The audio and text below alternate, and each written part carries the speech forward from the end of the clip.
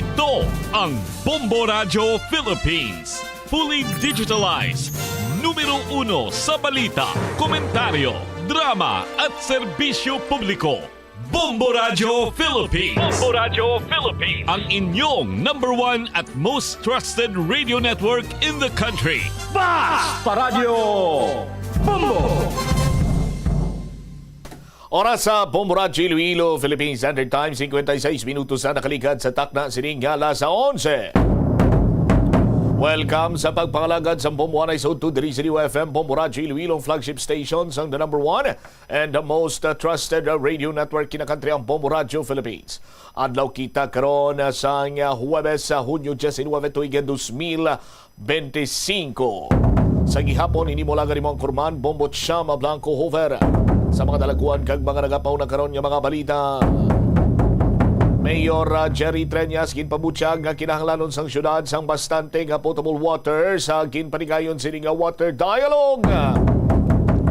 Samtang update naton sa sining kamatayon ni Candy Pilas o kung mga lagob nga nakita sa lawas sining 18 anyos kinagtansang subay suno pa sa assessment sang Scene of the Crime operations or Scene of the Crime operatives. Scene of the Crime operation so ko sa aton sining mga kabombo sa sining ginadudahan karon nga mga pilas sa nga naagom sa 18 anyos nga dalagita. Samtang Rizal Monument sa Plaza Libertad ginhalaran sa bulag kadungan sa kadlawan ni Dr. Jose Rizal ang aton siniyang paganihan sa aton sinikiron niyang mga kabombo sa dugang pagid nga mga balita. Wonky out Piñoso in bilang PRO6 Regional Director. Dugang karon nga mga balita kag impormasyon na tuhoy sa sining panibagong reshuffling sa mga matagas opisyal sa kapulisan aton sining patpaton sa gihapon diri sa palatuntunan Bumbuhanay sa Udo. Ang detalye sininyo bantayan pagkatapos ang Bombo Network News. Panugyan na rin sa eksperto kung kwarta ang paghambalan. Apesar limitado ang imo abilidad nga mag-invest, ang gamay nga contribution sa investment accounts ang makabulig sa imo nga maggamit ang earned money nga maka-generate sang dugang nga income. Ikonsiderar ang pagbukas ng retirement account o kung iban nga investment account.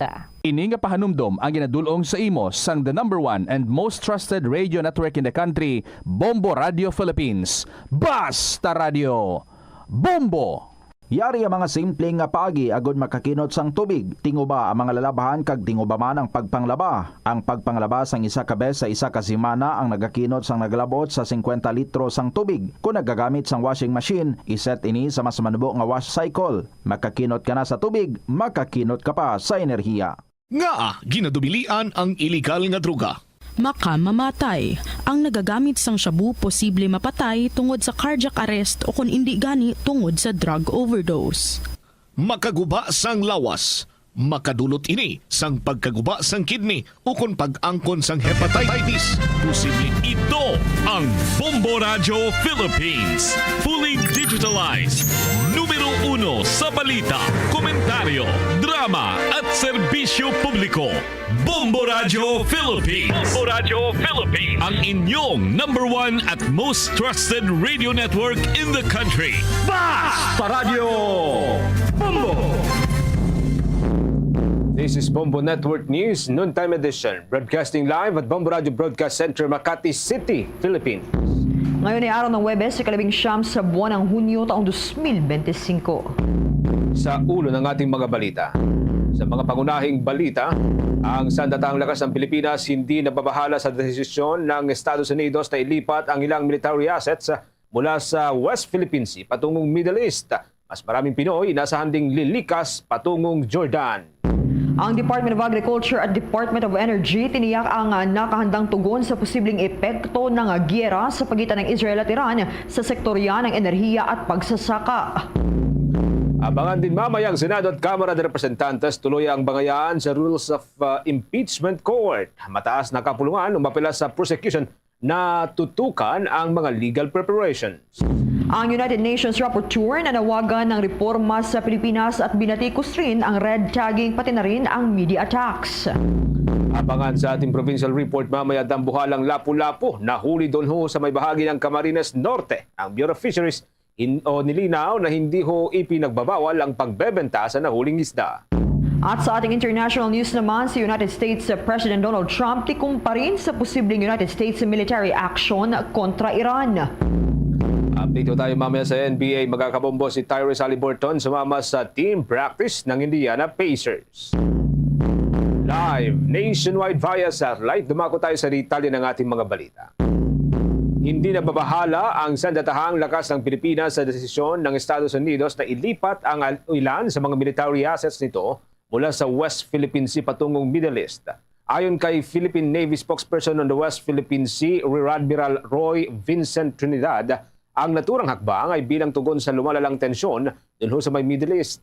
Natilian niya ang kapabilidad ng sandatahang lakas ng Pilipinas para depensahan ang sarili nito saan mang larangan sa kabila ng shifting ng focus ng Estados Unidos patungo sa naturang rehiyon o dun po sa may gitnang silangan. Paliwanag nitong si Trinidad, hindi lamang nililimitahan ng Philippine Navy ang presensya nito sa iisang lugar o iisang maritime domain, bagkus tuloy-tuloy nitong nagsasagawa ng mga patrol operation sa iba't ibang bahagi ng ating bansa. Ito rin anya ang nagsisilbing pangunahing taktika ng iba pang mga Navy ang palawigin o pagalawin ang kanilang naval forces sa kung saan nila natutukoy ang mas malaking pangangailangan. Una nang lumabas ang report na ang US aircraft carrier na USS Nimitz ay nagtungo sa may Middle East mula sa dating istasyon nito sa may West Philippine Sea. Kasunod po yan ng tumitinding tensyon sa pagitan ng Iran at ng Israel. Nanindigan naman si Colonel Trinidad na ang naturang hakbang ay walang epekto sa Pilipinas.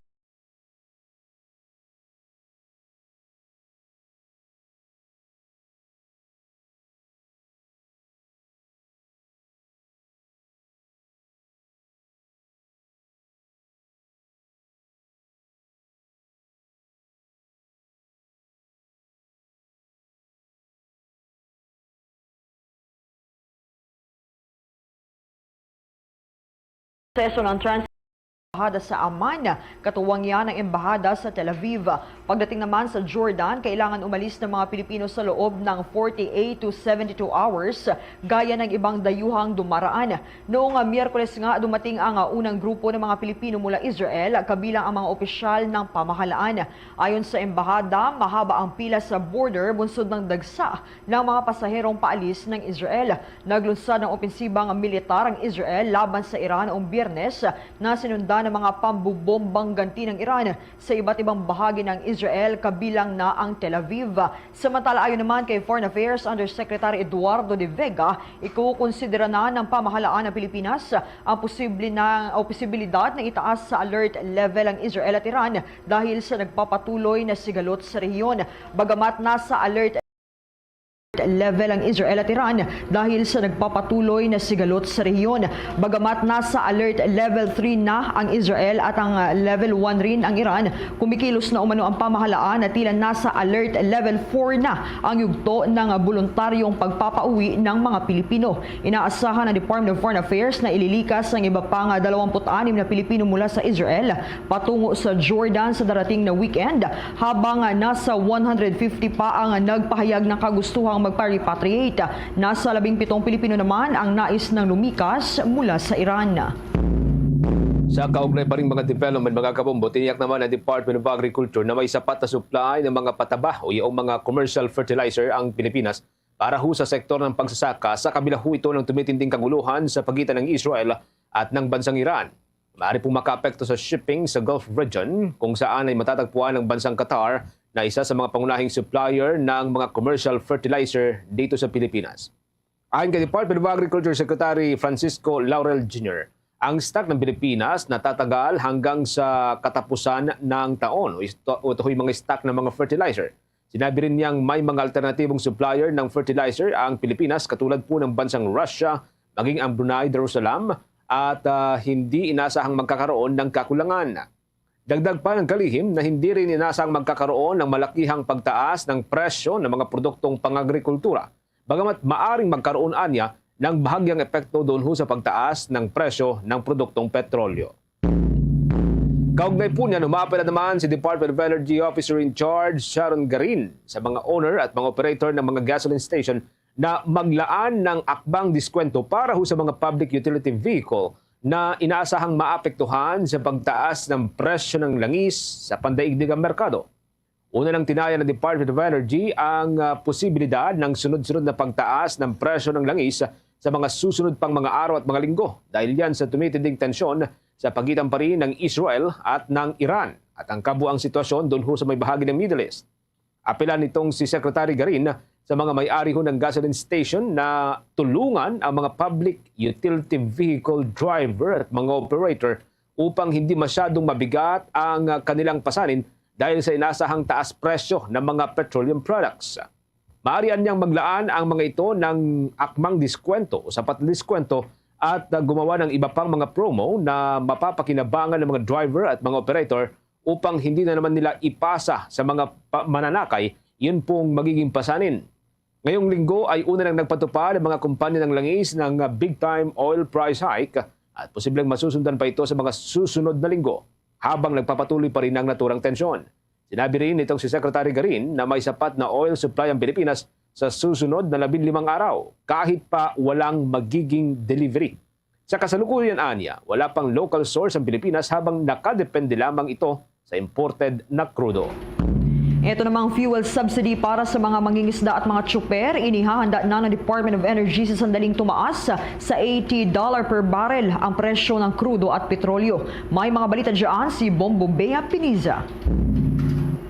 Inihahanda na ng Department of Energy ang fuel subsidy na kakailanganin ng mga mangingisda at maging ng mga public utility vehicle drivers kung sakali man na sumipa sa $80 per barrel ang magiging presyo ng krudo at ng petrolyo bunsod ng lumalalang tensyon sa pagitan ng Iran at Israel. Ayon kay Energy Officer in Charge Sharon Garin, nakakapag-trigger ng subsidiya ang naturang presyo kung saan mayroon nang nakalaan para sa Department of Transportation na siya ipapamahagi sa mga tsuper at maging sa Department of Agriculture na siya namang ipapamahagi para sa mga mangingisda. Inabisuhan na rin anya ng kanilang tanggapan ng mga kalihim ng naturang departamento para sa paghahanda ng fuel subsidy bilang tawid pasada sa mga PUB drivers at para naman maging tuloy-tuloy ang hanap buhay ng mga mangingisda. Kasi pag umabot ng $80, meron tayong subsidy sa DOTR, Department of Transportation, and para sa mga drivers sa public utility vehicles natin, and then sa DA para sa mga fisher folks natin. Meron yan, nagtitrigger ang 80. So pag sinabihan ng in-advise DOECD, DOTR, tsaka CDA, we've reached the $80 per barrel, magti-trigger na yun ng ayuda. Ang isa sa mga paraan ng ginawa ng DOTR dati is tawid pasada or fuel subsidy program. Kasunod dito ay kinumpirma naman ng opisyal na nakatakda na ang magpulong ang kanilang mga ahensya para paghandaan ang inaasahang pagtaas ng presyo sa mga produktong petrolyo. Tatalakayin anya sa pagpupulong kung magkano pang natitirang pondo para sa paghahanda ng fuel subsidy at kung ano pa mga programa ang maaaring gawin ng kanilang mga departamento para makatulong sa mga Pilipino. Samantala, pinaghahandaan na nila ang maaaring pagtaas ng presyo ng krudo at sisiguruhin ring mareresolba at makakapagbigay ng tulong ang kanilang ahensya kung sakali man na mangailangan ng malala ang publiko. Magmi-meeting kami, nag-set na kami nag-meeting with DA and DOTR para pag-usapan just in case. Kasi ayaw namin hintayin na umabot pa ng $80 tsaka na lang kami magmi-meeting. So in preparation for that, we will discuss kung ano yung natitirang funding dyan, anong pwedeng programa na pwedeng gawin kasi marami namang pwedeng gawin na programs under this funding. So we will prepare for that just in case. Kasunod naman nito, balak na din ng departamento na makipag-ugnayan at umapela sa iba't ibang mga fuel companies para naman sa maaaring pagbibigay ng discount sa mga tsuper para makapagbigay ng kahit kaunting tulong kapag sobrang tumaas ang presyo nang maiwasan rin ang dagdag pasahe sa mga commuters. Para sa Bombo Network News, Bombo Bea Peniza nag-uulat para sa #1 and most trusted radio network in the country, Bombo Radio Philippines. Basta Radio, Bombo! 11 minuto makalipas ang 12 ng katanghalian. Nagkakagirian ng mga tagapagsalita ng Senado at ng Kamara de Representantes hinggil huyan sa mga rekisito o mga requirements ng impeachment court kaugnay ho ng kaso nitong si Vice President Sara Duterte. Ayon kay Senate Impeachment Court spokesperson Attorney Reginald Tungol, imbes na sumunod, pinupuna pa ng Kamara de Representantes ang impeachment court.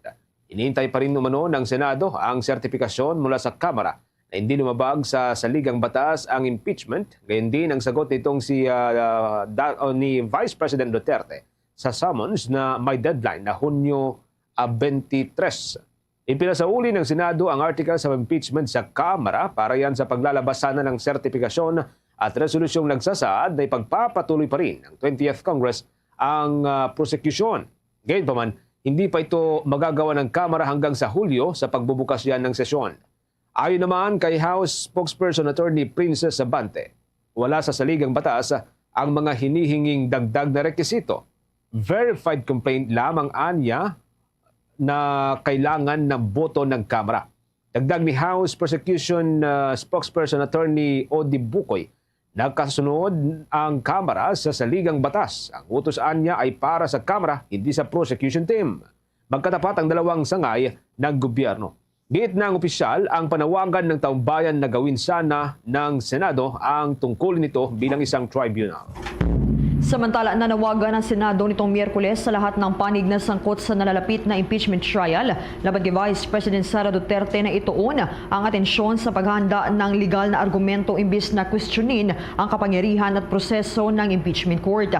Ayon kay Senate Impeachment Court spokesperson Reggie Tungol, tanging ang Senado ang may kapangyarihang magsagawa ng impeachment trial batayan sa konstitusyon, kaya't nararapat itong igalang at hindi sirain ang kredibilidad.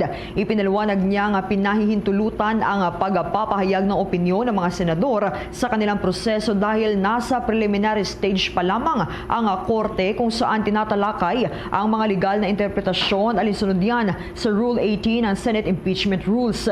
Sa kabilang banda, binatikos ni human rights lawyer Tony Bukoy ang naging hakbang ng Senado na ibalik ang impeachment article sa Kamara kung saan wala sa lugaraan niya ang konsepto ng remand sa ganitong proseso. Nagbabala rin si Bukoy na ang pagkaantala sa proseso ay lalo lang nagpapalalim sa suspetsa ng publiko. Samantala, sinang-ayunan ni dating Senate President at Legal Counsel ni Pangulong Ferdinand Bongbong Marcos Jr. na si Juan Ponce Enrile ang puna ni Bukoy at hinakayat ang mga senador na umiwas sa pagbibigay ng opinyon kapag nagsimula na ang paglilitis. Mga numamaya mga kaumbuko tayo ng mga dagdag na development mula po dyan sa may Palasyo Malacanang. Ang Pangulo, opisyal pong inilunsad ito kong bagong benefit package ng Philippine Health Insurance Corporation para huyan sa post-kidney transplant o transplant services. Pinangunahan din po ang School Connectivity Drive dyan sa Quezon City. Abangan po mamaya ang live update mula kay Bombo Annalyn Soberano. Samantala muna. Kinumpirma ng Department of Justice na kanila nang natapos ang isinagawang preliminary investigation hinggil sa kaso ng kidnapping at pagpatay sa negosyanteng si Anson Ke. Sa isinapublikong pahayag ng kagawaran, kanilang ibinahagi na mayroon ng sapat na ebidensya yung with a reasonable certainty of conviction kontra yan sa suspect ng naturang pagpaslang kung saan nakitaan na ng ebidensyang makapagbibigay linaw sa naturang kaso sa itinuturong sangkot rito na si Gong Wenli o mas kilala na si alias Kelly. Maalala na noong Marso 29 nitong kasalukuyang taon, ang 67 anyos na negosyanteng si Anson Tan Ke kasama ang kanyang driver ay natagpuang patay sa Parañaque City.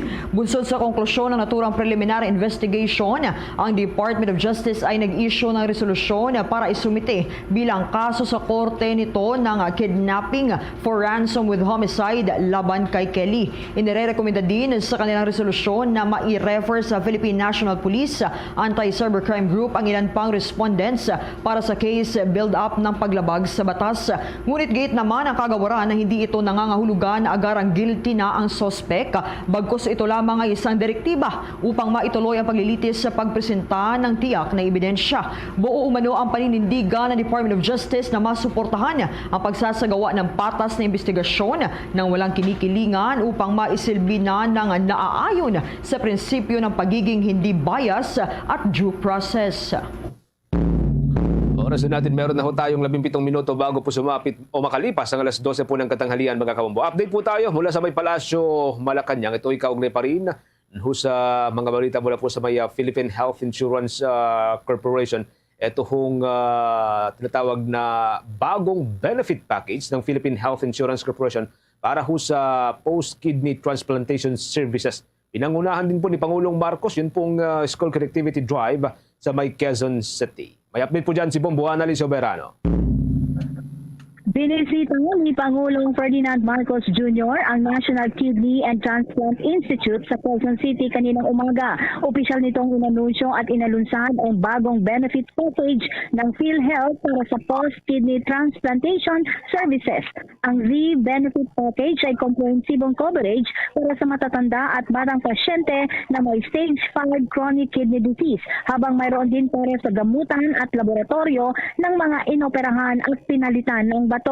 Sinabi ng Pangulo na ang benepisyo sa kidney transplant procedure ay itinaas na ng PhilHealth mula sa dating 600,000 pesos, ginawa na ito ngayon sa higit 2 million pesos. Pati ang dagdag na halaga sa dialysis per session ay itinaas na rin mula 4,500 pesos ay naging 6,000 pesos na ito. Pinayuhan naman ng Pangulo ang mga magulang na turuang pakainin ang mga bata ng tama, hindi matatamis at maalat para iwas diabetes at kidney disease. Ayon pa sa Pangulo, ang ganitong benepisyaryo at programa ng pamahalaan ay tugon sa patuloy na pagtaas ng bilang ng mga kaso ng diabetes at kidney disease sa ating bansa. Una rito, ginawa ng 566 sessions ng dialysis mula dating 144 sessions lamang. Samantala, binisita din ng Pangulo ang Flora Ilagan High School dito sa Quezon City kaninang umaga, kung saan pinangunahan nito ang paglulunsad ng school connectivity drive sa mga liblib na lugar sa bansa. Layo nitong tiyakin ang kahandaan ng mga paaralan para sa pagbubukas ng school year 2025-2026, partikular sa aspeto ng digital integration at maayos na internet connectivity. Bukod sa Flora Ilagan High School sa Quezon City, nakibahagi din ang ilan sa mga malalayong paaralan sa bansa sa pamamagitan ng Zoom. Ang nasabing inisyatibo ay bahagi rin sa mas malawak na reforma ng pamahalaan sa sektor ng edukasyon. Pakinggan natin ang naging pahayag ni Pangulong Ferdinand Marcos Jr. kung saan siniguro nito na bibigyan niya ng mga silya at mesa ang mga eskwelahan na nangangailangan. Programa na gumagawa ng tables and chairs, pero dito lang hindi na natin dito gagawin sa kawayan para madami at matibay at madaling ayusin o palitan pag nasira. Pagka nag-production na padadalang kung where is Secretary Sane? Si Pangulong Ferdinand Marcos Jr. nang makasalamuha ito sa isa sa mga guro sa ilang mga eskwelahan na nakilaho kanina para sa internet connectivity. Pagsisiguro ng Pangulo na nakahanda ang gobyerno tulungan ang education sector. Mula sa Malacanang, Bombo Annalyn Montaño Soberano nag-uulat para sa number 1 and most trusted radio network in the country, Bombo Radio Philippines, Basta Radio, Bombo! Meron na ho tayong 20 minutes makalipas ang alas 12 ng katanghalian. Hinamon ng tagapagsalita ng Kamara de Representantes si Senator Amy Marcos na ilahan sa publiko kung ano ang kanyang naging ambag sa pangangalaga sa may San Juanico Bridge matapos sasabihin na ang inilaang pondo upang mapanatili ang kaayusan ng naturang tulay ay pangpintura lamang o napakaliit na halaga lamang.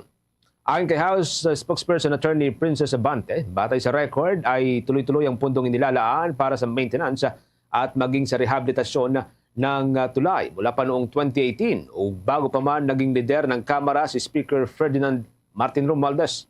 Si Speaker Romualdez daw ang kinatawan ng unang distrito ng Leyte kung saan naroon ang San Juanico Bridge.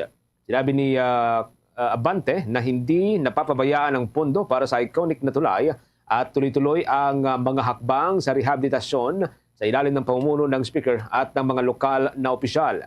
Kinwestiyon kasi ni Senator Marcos ang laki o mataas na pondo ng pambansang pamahalaan para sa San Juanico Bridge sa pagsasabing pangpintura lamang daw yung inilaang pondo.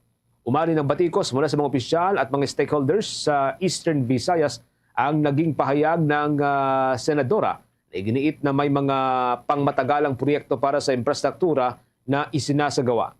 Kamakailan ay dineklara ni Pangulong Ferdinand Marcos Jr. ang state of calamity dahil sa may San Juanico Bridge o ito sa Eastern Visayas matapos na lumabas ang mga alalahanin sa integridad ng istruktura dulot ng pinsalang tinamo sa pananalasa ng mga serye ng bagyo. Dahil sa deklarasyong ito, mabilis na naipakilos ang mga pondo at maging ang suporta mula sa pambansa at lokal na pamahalaan para sa pagsasaayos sa rehabilitasyon ng tulay na lalong nagpapakita ng kahalagahan nito sa konektibidad at disaster resilience sa naturang rehiyon. Ang San Juanico Bridge na may habang 2.16 kilometers ay nag-uugnay ho sa may Samar at sa Leyte Province, ang pinakamahabang tulay ho sa Pilipinas at isang mahalagang daluyan ng ekonomiya dyan po sa may bahagi ng Eastern Visayas. Kabilang sa mga ginawang rehabilitasyon sa mga nakalipas na taon ay ang pagpapatibay ng istruktura, pagpapabuti sa road surface at mga aesthetic na pagpapabuti upang mapalakas ang kaligtasan at maging ang turismo. Even the time na bago pa naging speaker si Speaker Martin, bilang isang taga Tacloban, as the representative for that region, talagang part of his advocacy to ensure na may akmang mga pondo para sa mga programa at proyekto sa kanyang pinaglilingkuran. Makikita natin na tuloy-tuloy naman ang naging budget allocation.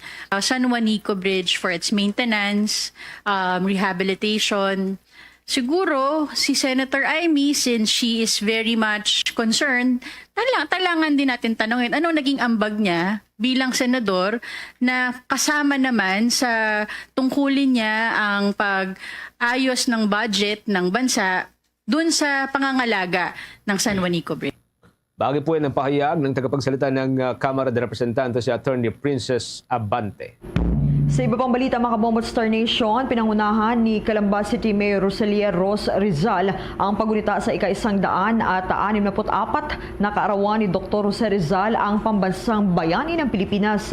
Si Mayor Rizal ay ang great-great-grandson ni Patricio Rizal, ang half-brother ni Francisco Mercado, ang amayan ni Dr. Jose Rizal. Ang naturang programa ay kinapapalooban ng ilang seremonya tulad ng pag-alalay o pag-aalay ng bulaklak sa bantayog ni Gato sa Rizal, ang pambansang bayani na isinilang sa naturang lungsod.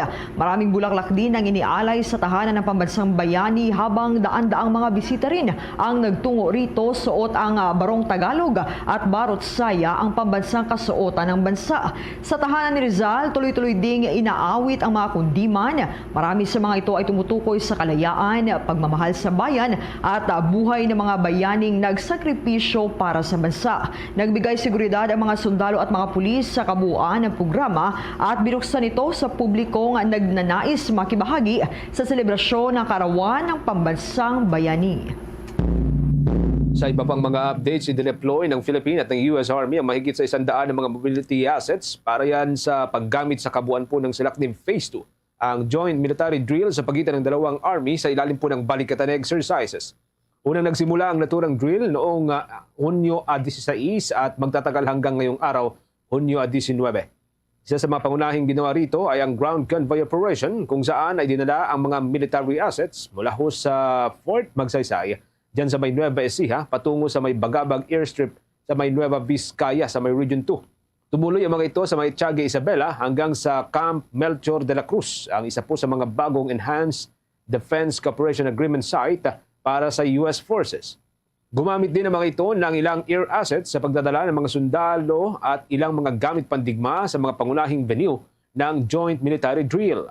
Sa pamamagitan ng naturang operasyon ay tinutukoy kung paano ang mabisang pagbibiyahe sa mga gamit pandigma ng dalawang army mula yan sa may Central Luzon hanggang sa pinakahilagang bahagi ng Pilipinas.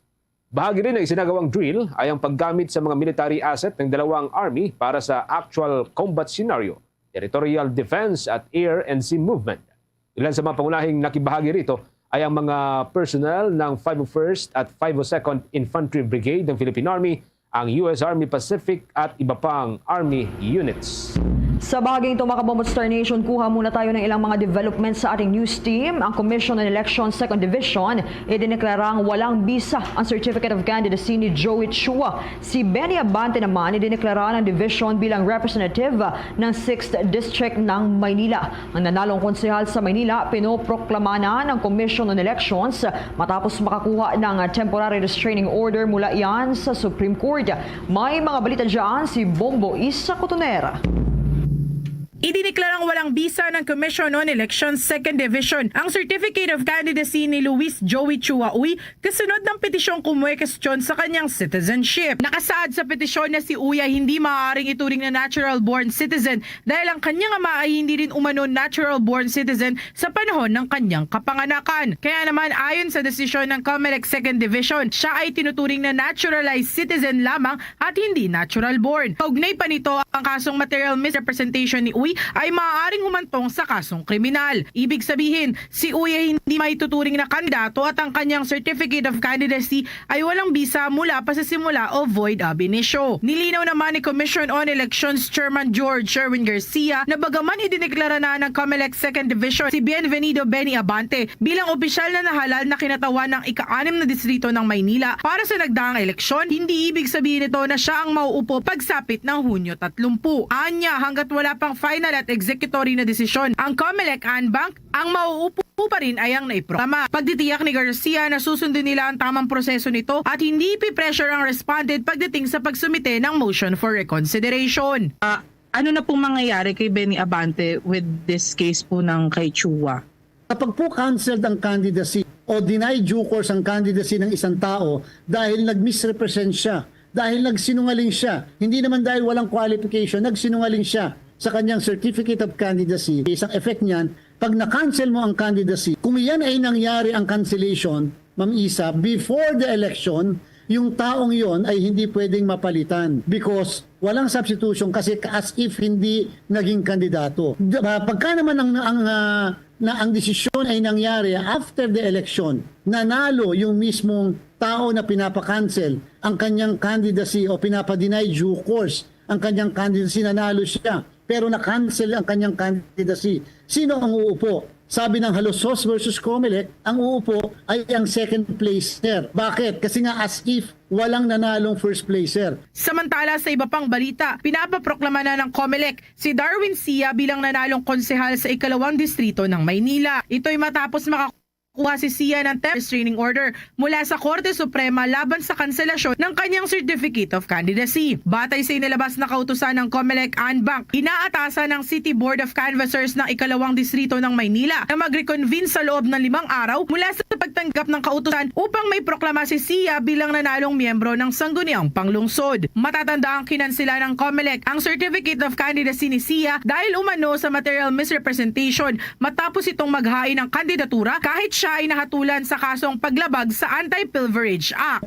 Minarapat po ng Commission Bank na igalang yung TRO na nakuha po ng petitioner doon, yung si Mr. Sia, kung kaya inutos na namin kahapon ang pagpoproklama po sa kanya sapagkat yan po'y bilang pagkilala, pagtalima sa restraining order na inisyo ng Korte Suprema. Para sa Bombo Network News, Bombo Isa Cotoner nagulat para sa #1 and most trusted radio network in the country, Bombo Radio Philippines. Basta radyo, Bombo! Oras natin alas 12:30 na po ng tanghali. Iniulat ng Philippine Institute of Volcanology and Seismology ngayong araw ng Huwebes na higit sa doble ang ibinugang sulfur dioxide ng Bulkang Canlaon sa Negros Island sa loob lamang po ng isang araw mula 1,973 tonelada. Umakyat po ito ng 4,356 na tonelada. Bagamat mas kaunti ang naitalang volcanic earthquake, 19 ngayon pong araw kumpara sa 28 kahapon, naglabas naman ang bulkan ng hanggang sa 600 na metrong taas ng usok na tinangay patibog kanluran. Ayon pa rin po sa naturang opisina, natiling inflated ang surface ng bulkan. Sinyalis ng patuloy na aktibidad at natili sa alert level 3 ang status nito na nagpapahiwatig ng mataas na antas ng volcanic unrest. Pinapayuhan naman ng mga residente na agad lumikas mula sa loob ng 6 na kilometrong danger zone sa paligid po ng bunganga habang mahigpit na ipinagbabawal ang pagpapalipad ng anumang mga sasakyang panghimpapawid malapit o kung hindi man sa tuktok ng bulkan. Nagbabala rin ang ahensya laban sa mga posibleng panganib tulad ho ng mga sumusunod. Ang biglaang pagsabog ng bulkan, ang pagdaloy po ng lava mula ho sa bunganga nito, ang pagulan ng abo, ang pyroclastic density current, pagguho ng bato at ang lahar tuwing meron pong malakas na mga pagulan. Itinaas sa Alert Level 3 ang kadlaon nito pang Disyembre ng taong nakalipas matapos itong unang pumutok. Sa ibang pamalita, mga kabombot Star Nation, nanawagan si United Nations Special Rapporteur Irene Khan ng agarang reforma sa Pilipinas kasabay ng ulat niya sa United Nations Human Rights Council. Pinuri ni Khan ang aktibong civil society at malayang media sa bansa pero binigyan diin ang seryosong problema ng red tagging, babagal na hustisya at kawalan ng pananagutan sa pagpatay ng mga mamamahayag. Tinukoy niya ang 2024 Supreme Court ruling na kumikilala sa red tagging bilang banta sa buhay. Giit niya na dapat wakasan na ito ng gobyerno. Binatikos din ni Khan na ang matagal na pre-trial detention, ang kawalan ng piyansa kahit walang flight risk at mabagal na paglilitis. Hinimok nito ang gobyerno na magsagawa ng mas malalim na legal at institusyonal na reforma para mapanatili ang kalayaan sa pagpapahayag. Sa iba pang mga balita, muling bumaba ang level ho ng tubig ng mga malalaking dam sa Pilipinas sa kabila ho ng mga serye na malawakang pagulan dito sa ating bansa. Batay sa report na inilabas ng Hydrology Division ng State Weather Bureau ngayong pong araw na ito, muling bumaba ang level ho ng tubig sa Angat Dam, maging sa Ipo Dam, Lamesa, Binga, Pantabangan, Bagat Dam, Kaliraya at ang pinakamalaking dam sa Pilipinas, ang San Roque Dam. Nairehistro ng Ipo Dam ang pinakamalaking pagbaba na umabot sa 36 centimeters o halos kalahating metro ho yan. Ang nairehistrong pagbaba ng level ng tubig sa mga naturang dam ay sa gitna pa rin po yan ng mga mabibigat na pagulan na dulot itong mga localized thunderstorm at mga itohong easterlies na patuloy na nakakaapekto sa iba't ibang bahagi ng ating bansa. Ito rin ay sa gitna ng mga general flood warning na halos araw-araw na nilalabas ng Weather Bureau na kalimitang nakakaapekto sa 5 hanggang 8 rehiyon, lalo na dito sa Luzon. Samantala, tanging ang Ambuclao Dam ang natukoy na nagrehistro ng pagtaas ng level ng tubig sa nakalipas na 24 oras, batay pa rin po yan sa monitoring ng Weather Bureau. Tumaas ang antas ng tubig sa naturang dam ng hanggang sa 37 centimeters kung saan naabot na nito ang 748.81 meters. Mahigit 3 metro ho lamang yan bago maabot ang normal high water level na 752 meters. Bombo International News. Hindi pa rin malinaw kung sasali ang Estados Unidos sa opensibang militar ng Israel laban sa Iran habang tumitindi ang tensyon sa ikapitong araw ng sigalot. Nilinaw na ng Pangulo ng Estados Unidos na si United States President Donald Trump na wala pang desisyon kung makikilahok ang Amerika sa pag-atake sa mga nuclear site ng Iran. Bagamat may imbitasyon umano mula sa mga opisyal ng Iran na makipagpulong sa Washington, sinabi ni Trump na maaring huli na ang usapang diplomatiko. Sa gitna ng krisis, dagsa ang mga lumikas sa Tehran habang binubomba ng Israel ang mga pasilidad ng Iran. Ayon sa Israeli military, winasak nila ang punong himpilan ng pulisya ng Iran at naka-intercept ng mga drone mula sa Iranian side. Nagbabala naman na si Iranian Supreme Leader Ayatollah Ali Khamenei ng anumang United States intervention ay magdudulot ng di mapapantayang pinsala. Samantala, pinasalamatan naman ni Israeli Prime Minister Benjamin Netanyahu si Trump sa suporta nito at sinabing tuloy ang mga hakbang para durugin ang nuclear at missile arsenal ng Iran. Ayon naman sa mga ulat, inaprubahan na umano ni Trump ang military plans pero hinihintay pa ang huling pasya, depende yan sa kilos ng Tehran. Bombo Sports News. Update po tayo mga kabombo sa nalalapit na Game 6 ng NBA Finals. Sumama si Tyrese Haliburton sa team practice ng Indiana Pacers sa kabila po ng strain sa kanyang kaliwang binti o kanan na binti. Malalang nagtamuho siya ng naturang minor injury sa kasagsagan po ng laban ng Pacers kontra sa Oklahoma City Thunder noong pong Game 5. Kinalaunan ay naipanalo ho ng Thunder ang naturang laban 120-109. Nagawa ni Haliburton na mag-practice kasama ho ang buong team at inalalayan ang kanyang mga teammates sa bawat round. Ginugol po niya ang 25 minutes sa panunood ng mga basketball film habang 30 minutes din ang kanyang ginugol para ho sa isang walkthrough. Sumalang din siya sa ilang magaan na shooting practice o shooting exercise kasama ang buong team. Ayon naman kay Pacers coach Rick Carlisle, Sasabak muli si Tyrese Haliburton sa prep session ngayon pong araw habang muli ring sasailalim ang naturang guard sa ilang seryeho ng testing upang matukoy kung maglalaro siya o hindi. Una lang kinumpirma ng koponan na nagka-strain ang kanyang binti batay ho sa diagnosis matapos ang isang MRI exam. Hanggang sa kasalukuyan, natili pa rin pong questionable ang status ng All-Star Guard habang nakatakda ang laban ho bukas Hunyo 20 doon ho sa may home court ng Indiana Pacers. Sa iba pang balita mga kabombo at Star Nation, nakatakdang panibagong arraignment ni former Congressman Arnolfo Arnie Teves Jr. na udlot ngayong araw. Ang pagpapa-ospital itinaging drama lang ng dating kongresista. Narito alamin natin ang mga balita at ilan pang mga developments sa pag-uulat ni Bombo Grant Hilario. Kinumpirma ng kampo ni dating Negros Oriental Representative Arnolfo Arnie Teves Jr. na naudlot ang nakatakdasan ng panibagong arraignment supalang dating kongresista. Inaasahan sana maganap ang pagbasa ng sakdal sa Manila Regional Trial Court Branch 15 ngayong Huwebes, ika-19 ng Hunyo. Kanya rin kinakarap ang kasong may kinalaman sa pagpatay o murder kasabay ng iba pang mga aligasyon sa kanya pang kinasasangkutan. Paliwanag naman ni Attorney Ferdinand Topacio na ang pagkakaudlot ng arraignment ay hindi lamang ranang na ospital ang kanyang kliyente. Ngunit aniyay, sapagkat ang National Bureau of Investigation ay hindi pa nakakakuha ng jurisdiksyon sa kustodiya ni Teves upang ito ipresa sa naturang korte. Kaya sa isang eksklusibong panayam ng Bombo Radio Philippines kay Attorney Ferdinand Topacio, kanyang ibinahagi na ang prioridad nila ngayon ay maiulat sa mga korte na ang dating kongresista ay kasalukuyan pang nagpapagaling sa ospital. Ayun nga po ang aalamin ko. Hindi naman po tayo doktor. I'll have to consult with the doctor kung ilang araw pa po siyang dapat manatili roon. In the meantime, ang priority ko po ngayon ay makapag-report sa mga hukuman kung ano pong nangyari at kung malalaman ko po kung ilang araw pang dapat manatili si Ginoong Teves po sa ospital ay maipaalam po natin sa hukuman. Yun po ang mahalaga.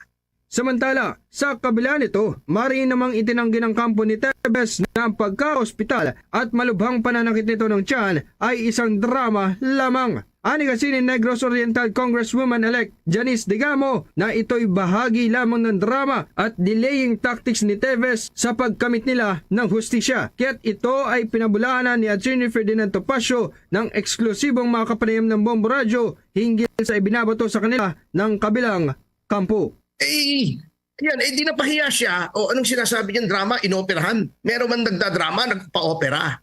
Yung nga sinasabi ko, may mga daktak na hindi naman nalalaman yung impormasyon. Alam nyo, hindi po kailangan magdrama ni Congressman Teves sapagkat ang guilt or innocence of any person does not depend on drama. It depends on the evidence. Mula dito sa lungsod ng Maynila, ako si Bombo Grant Hilario, nag-uulat para sa the number one and most trusted radio network in the country, Bombo Radio Philippines, Basta Radio, Bombo! Meron na lamang ko tayong 21 minutes bago po sumapit ang alauna ng hapon. Nangako ang mga logistics company na panatilihin ang stable na bayad ng mga kargamento habang nagpapatuloy ang rehabilitasyon ng San Juanico Bridge.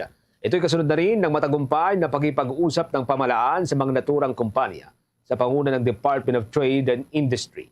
Ayon kay Trade and Industry Secretary Cristina Roque, nagbigay na ng commitment ng mga ito na hindi nila itataas ang halagang sinisingil sa pagbibiyahe ng mga supplies at iba pang commodities patungo sa mga lugar na apektado sa nagpapatuloy na rehabilitasyon ngayon ng pinakamahabang tulay.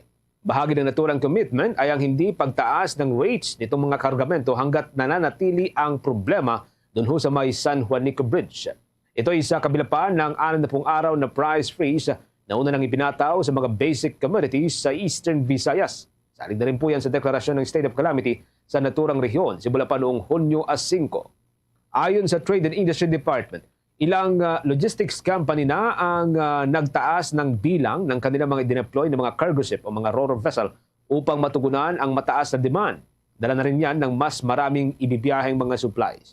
Una pong ipinataw ng Department of Public Works and Highways ang 3 tonelada na load limit sa mga sasakyan na dumadaan po sa naturang tulay dahil sa sinasagawang rehabilitasyon, kaya't ang mga mabibigat na cargo truck ay kailangan pong gumamit itong mga ro-ro vessel o ito yung mga roll-on, roll-off vessel. Samantala, kinumpirma ng pulisya na nakapagtala ng shooting incident nitong nakaraang gabi sa Doña Pilar Street, Cotabato City na ikinasugat ng 2 katao. Nakilala ang mga ito na sina Abdullah Kaumal at Nino Galimba. Ayon sa inisyal na investigasyon, 2 lalaki ang namaril sa mga biktima at agad na tumakas. Isang suspect ang nasawi sa engkwentro ng mga responding Marines, habang ang isa ay nasugatan at inaresto ng Philippine National Police. Na-recover mula sa pinangyarihan ng krimen ang 2 baril na .45 caliber, mga bala, motorsiklo at cellphone. Ayon sa ulat, ang motibo ng insidente ay personal na alitan at patuloy pa ang investigasyon. May mga death threat na sila, even may barangay official, mga kagawad ko. Kaya nga yung ibang tanod ko, hindi masyado sila nakakapag-duty sa tamang oras ng duty nila kasi natatakot sila, may umaligid sa kanila, may mga baril. Yung mga tanod ko, wala silang baril. Kasi nga bawal pa nga, diba? Tsaka wala talaga kaming... Inyong napakinggan si Poblacion 4 Barangay Captain Regina Ayunan. Sa iba pang mga development, naglabas ng babala ang Metropolitan Manila Development Authority kaugnay huyan ng isang peking website na kahalintulad ng kanilang opisyal na May Huli Ka portal na may kinalaman sa No Contact Apprehension Policy.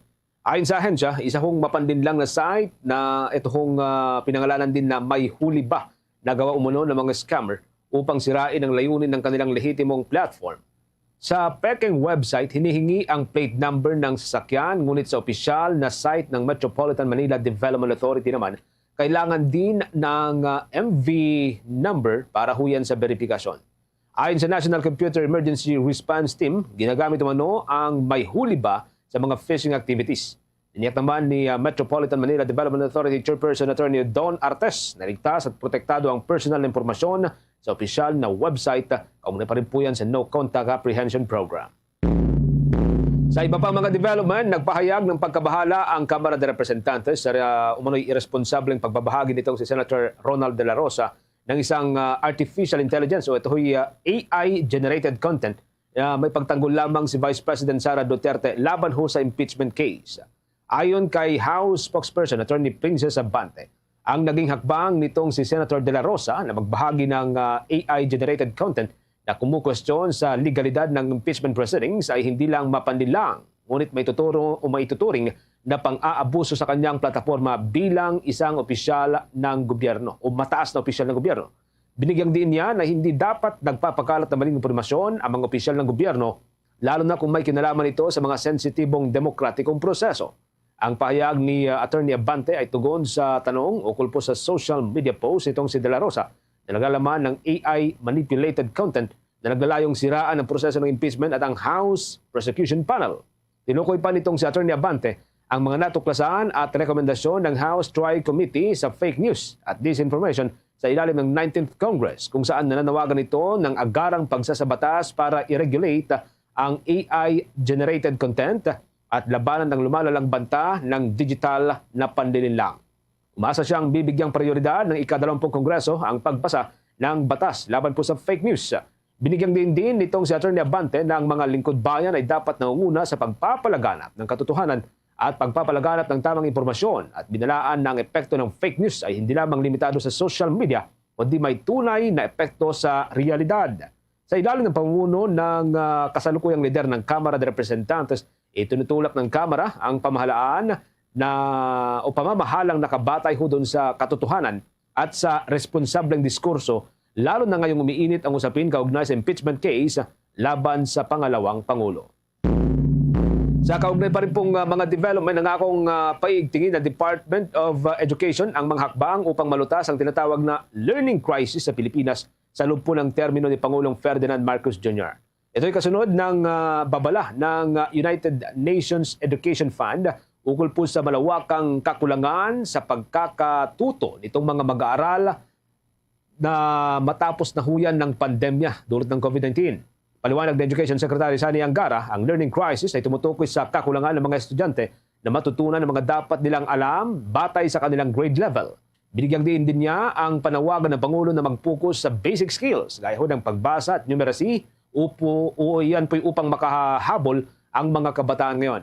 Sa Quezon City, inilunsad ang Learning Recovery Program para sa humigit kumulang sa 5,000 estudyanteng nangangailangan ng mga remedial at mga tutorial classes hanggang sa 2028. Sa ngayon, halos 2,000 mag-aaral ang naabot na ng naturang programa. Samantala, inilunsad ng Department of Education kasamang Department of Health at ng PhilHealth ang healthcare service sa isang paralan sa Quezon City pa rin kung saan nasa 500 benepisyaryo ang nakatanggap ng libreng konsultasyon, mga gamot at mga PhilHealth registration sa ilalim po ng konsulta package.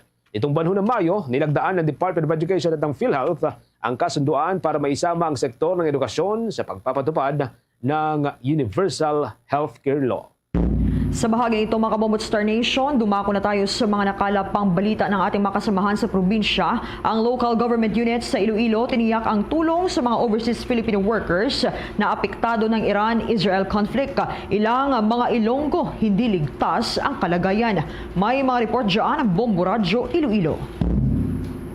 Patuloy na minomonitor ang kalagayan ng mga Ilonggo overseas Filipino workers na kasalukuyang nasa Israel at apektado ng mga missile strike ng Iran. Nasa 42 na overseas Filipino workers ang na-profile ng Public Employment Service Office o PESO mula sa lalawigan, kung saan 6 sa kanila ang nagdeklara na hindi ligtas ang kanilang kalagayan. Meron ding 24 na taga Iloilo City na apektado ng krisis sa Tel Aviv simula pa noong nakaraang taon. Sa panayam ng Bombo Radio kay Provincial PESO Manager Cynthia Dario, sinabi nitong bukas ang Operation Bulig Ilonggo Hotlines 24/7 upang tumugon sa pangangailangan ng mga OFWs mula sa lalawigan. Handa rin ang pamahalaang panlalawigan na magbigay ng tulong pinansyal at pangkabuhayan sakaling magdesisyon ng mga OFW na umuwi. Sinabi ni Dario na nagbibigay ang probinsya ng tulong pinansyal na 10,000 pesos at maaari rin nilang i-refer ang mga nagbabalik na OFW sa mga ahensya ng gobyerno para sa livelihood assistance, re-employment, skills training at psychological support. Sa Iloilo City naman,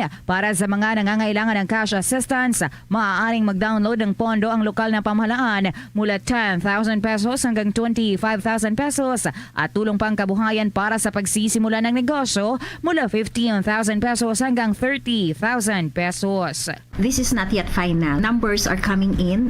We have started profiling this during the Hamas in 2023, and in 2023 profile nga mga more or less 200 Ilonggos na affected. But we are trying to compare the data that we have now of these OFWs. Some of them, they are in Jerusalem. May malapit sa sites ng area which is in Tel Aviv. Si Cynthia Dario, ang manager ng Iloilo Public Employment Service Office o PESO. Para sa Bombo Network News, mula sa Bombo Radio Iloilo, ako si Bombo Gisa Padios para sa number 1 and most trusted radio network in the country, Bombo Radio Philippines. Basta Radio, Bombo! Ako tayo dyan sa may bahagi po ng Camarines Norte sa may Bicol Region. Meron pong dambuhalang lapu-lapu ang nahuli po dyan. Kinamamangha po ito ng mga residente. May update ang Bombo Radio Naga. Ikinamangha ng mga residente sa bahagi ng Calaguas Island sa lalawigan ng Camarines Norte ang pagkakahuli ng isang dambuhalang lapu-lapu. Sa panayam ng Bombo Radio Ronas, sa spokesperson ng BIFAR Bicol, sinabi nito na nakumpirma ng kanilang tanggapan na mahigit 100 kilo ang lapu-lapu na nahuli sa lalawigan ng Camarines Norte, particularmente sa Calaguas Island. Ayon na sa mangingisda na nakahuli sa nasabing isda, hindi ito kinaya ng kanyang bangka kaya humingi siya ng tulong. Nabili rin umano ang isa sa halagang mahigit 20,000 pesos. Ayon pa sa opisyal, hindi naman ipinagbabawal na ibenta ang nasabing isda, lalo pat ito ay karaniwang lumalaki hanggang 400 kilo at may haba na 2.3 meters. Dagdag pa nito, ang pagkakahuli ng ganoong kalaking isda ay nagpapakita na mayaman ang nasabing dagat dahil kumakain ng maliliit na isda ang lapu-lapu, kung saan makikita rin sa paglaki nito na maraming isda sa lugar. Samantala, hindi naman ito ang unang pagkakataon na may nahuling dambuhalang isda sa naturang lalawigan, kaya masasabing mayaman at diverse ito pagdating sa marine life.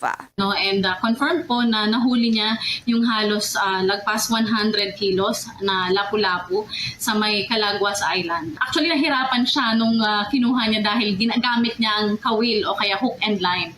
So hindi niya nakayanan dahil sa sobrang bigat nito, more than 100 kilos. So hinilan lang ng kanyang bangka yung lapu-lapu. So pagdating sa bahay, chinap-chap niya at binenta niya. So nagkakahalaga ng mahigit 20,000 pesos. Para sa Bombo Network News mula rito sa Bombo Radio Naga Bombo Miles Del Castillo, nag-uulat para sa number 1 and most trusted radio network in the country, Bombo Radio Philippines, sa Basta Radio. Bombo! Ang National Food Authority planong bumili ng mga sasakyang gagamitin sa pagkuha sa mga bibiling palay ng mga magsasaka. May update dyan ang Bombo Radio Kawayan. Bumisita si National Food Authority o NFA Administrator Larry Lacson sa lalawigan ng Isabela upang inspeksyonin ang mga ipinapatayong warehouse at minaayos na mga pasilidad ng NFA. Sa eksklusibong panayan kay NFA Administrator Larry Lacson, sinabi niya na malaking gampanin ng lalawigan ng Isabela sa produksyon ng palay sa buong bansa. Isa kasi ang Isabela sa may pinakamalaking produksyon ng palay, kaya dapat lamang na matutukan ng mga pasilidad na paglalagyan sa ani ng mga magsasaka. Anya 6 na bodegang pinapatayo ngayon ng ahensya, habang 10 pasilidad naman ang inaayos para may paglagyan ng bigas. Kapag natapos na ang konstruksyon at naayos na mga pasilidad, ay madadagdagan din ang bilang ng kayang bilhin na palay ng ahensya dahil sa mas marami ng mapag-iimbakan. Plano din ngayon ng NFA na makapagpundar ng mga sasakyan na maaring gamitin para sa pag-deliver ng mga aning palay ng mga magsasaka na magbebenta sa ahensya. At critical yung role ng Region 2 in terms of food security, in terms of rice. Kanya lagi tayo nakatutok dito. And of course, alam natin yung hinaing ng mga magsasaka ng Region 2. Ang dami nilang palay pero walang mapagdalan, mababa ang presyo. Kaya ngayon, pumunta tayo para siguruduhin na yung mga pinapagawa natin mga warehouses, mabilis na matapos at yun nga, bibisitahin natin. Yan ang ulat mula rito sa Bombo Radio Kawayan. Para sa Bombo Network News, ako si Bombo Jason Felina nagulat para sa number 1 and most trusted radio network in the country, Bombo Radio Philippines, Basta Radio, Bombo! Medyo maselan po ang ilan sa mga nilalaman ng ating susunod na balita. Meron pong mga magulang na nag-iwan po ng sanggol sa loob po ng jeep sa may Talisay City sa may Negros Occidental. Bumalik din or binalikan yung kanilang iniwan na sanggol matapos nga kung kumalat yung pong footage ng inilabas ng Bombo Radio Bacolod. May update po dyan ang Bombo Radio Bacolod. Nagpakita na ang mga magulang ng babaeng sanggol na iniwan sa stepboard ng traditional jeepney sa Barangay Zone 8, Talisay City, Negros Occidental noong Hunyo 8. Maalala na ang sanggol na babae ay nakita lamang ng mga residente sa stepboard ng traditional jeepney dahil ito ay umiiyak. Ang sanggol ay inilagay lamang sa loob ng karton kaya dinala agad ng mga nakakita sa Talisay City Health Office. Sa ngayon, ang sanggol ay naroon sa isang shelter ng Department of Social Welfare and Development. Makalipas ng ilang linggo, tumawag ang hepe ng Talisay City Police Station sa Bombo News Team na humihingi ng tulong upang malocate ang mga magulang ng sanggol sa pamamagitan ng pag-post sa social media kasama ang nakuhang CCTV footage noong gabi ng pag-iwan sa sanggol. Sa pamamagitan ng panawagan ng Bombo Radio Bacolod, personal na pumunta ang mga magulang ng sanggol sa Talisay City Social Welfare and Development Office at sa Talisay City Police Station. Sa panayam ng Bombo Radio Bacolod kay Talisay City Social Welfare and Development Office Head, Jonella Madrona, ang mag-partner ay pumunta sa kanila at nakapanayam naman ng mga ito. Ayon kay Madrona, nakita nilang nagsisisay ang mag-partner sa kanilang ginawang pag-iwan sa babaeng sanggol at nagawa nila ito dahil sa takot sa magiging reaksyon ng kanilang mga magulang. Wala ding alam ang mga magulang ng mga ito na buntis ang babae. Ang dalawa ay pawang 20 years old. Ang Talisay CSWDO ay nasagawa rin ng kaalawa. Gusto rin ng dalawa na kunin sa shelter ang bata, ngunit dadaan ito sa proseso. Nagpapasalamat ang Talisay CSWDO at ang mga kapulisan ng sabing lungsod sa Bombo Radio Bacolod dahil sa paglukit sa mga magulang ng sanggol. Ang ginagawa kasi namin dyan na counseling kung paano ba nila nagawa yung ganong desisyon na pag-iwan sa bata at ano ba ang nakakarapat sana na gawin nila kahit na pilitan sila sa nagawa nila at sa naging resulta noon. Yan ang ulat mula rito sa lalawigan ng Negros Occidental. Para sa Bombo Network News, ito si Bombo Glory Faith Alciario. Para sa number 1 and most trusted radio network in the country, Bombo Radio Philippines, Basta Radio, Bombo! Ito namang naiwang bag sa Rojas Airport, nagdulot ng bomb scare. May mga detalye dyan ng Bombo Radio Rojas. Nabulabog ang operasyon ng Rojas City Airport sa Barangay Baybay, Rojas City matapos matagpuan ng isang hindi bantay na bag o unattended baggage sa arrival area ng paliparan. Sa eksklusibong panayam ng Bombo Police Lieutenant Jose Dexter Paulin, officer in charge ng Rojas Airport Police Station, sinabi nitong agad silang nagresponde matapos may report ng airport personnel ang kahinahinalang bag na naiwan sa isang bahagi ng terminal matapos mapagkamalang bag ni bomba. Ayon kay Paulina, agad nilang ipinatupad ang security protocol kabilang ng paglikas sa ilang bahagi ng paliparan at ang pansamantalang pagkansila ng ilang aktibidad habang ininspeksyon ang bag. Matapos ang masusing pagsusuri ng Explosive Ordnance Disposal o EOD team, natuklasang walang laman ng bag na maaaring magdulot ng Tumagal ng mahigit 1 oras ang insidente bago idineklarang ligtas ang lugar. Nagpaalala naman si Lieutenant Paulin sa publiko, lalo na sa mga biyahero, na huwag pabayaan ang kanilang mga gamit sa pampublikong lugar, lalo na sa mga matataong lugar gaya ng paliparan. Patuloy rin niya ang mahigpit na pagbabantay at pagpapatupad ng mga seguridad upang matiyak ang kaligtasan ng mga pasahero at tauhan. Kasi pag may unattended baggage, kino-consider namin yan na may laman sa loob for the safety of the riding public. Pagdating ng AOD K9, nag-panel sila, tapos sila ng panel, inupuan ng aso. So according sa AOD K9, inupuan ng aso, tapos pagpahinga nila ng aso, inulit-ulit, inupuan ulit ng aso yung baggage. So it considers na positive siya for residue of either positive siya sa explosive talaga or even sa residue lang. Mula rito sa himpilan ng Bombo Radio Rojas para sa Bombo Network News, ito si Bombo Darren Salomeo Henson para sa the #1 and most trusted radio network in the country, ang Bombo Radio Philippines. Basta Radio, Bombo! Tuloy-tuloy po sa pagsubaybay sa ating 32 fully digitalized AM at mga FM station gamit po ng ating mga social media pages, mga kabombo. After po ng Bombo Network News, pwede po niyo subaybay ng ating mga provincial station. Halimbawa, dyan po sa may bahagi po ng Iloilo or Visayas area. Yan po ang Bombo Radio Iloilo at Star FM Iloilo para po sa mga taga-riyan sa probinsya po ng Iloilo at karating na mga probinsya. Ang Bombo Radio Bacolod at Star FM Bacolod para ho sa mga taga-riyan sa may Negros Province area, at ang Bombo Radio Cebu at Star FM Cebu sa mga taga-probinsya po ng Cebu at karating na probinsya. Sa bahagi naman po ng Rojas area, nariyan po Bombo Radio Rojas at ang ating music and entertainment station dyan ng Star FM Rojas. Para po sa mga Akyanon, nariyan ang Bombo Radio Kalibo, at para po sa mga Waray, ang Bombo Radio Tacloban. At bago tayo magtapos, narito ang ating oratio, Iberata for the Nation.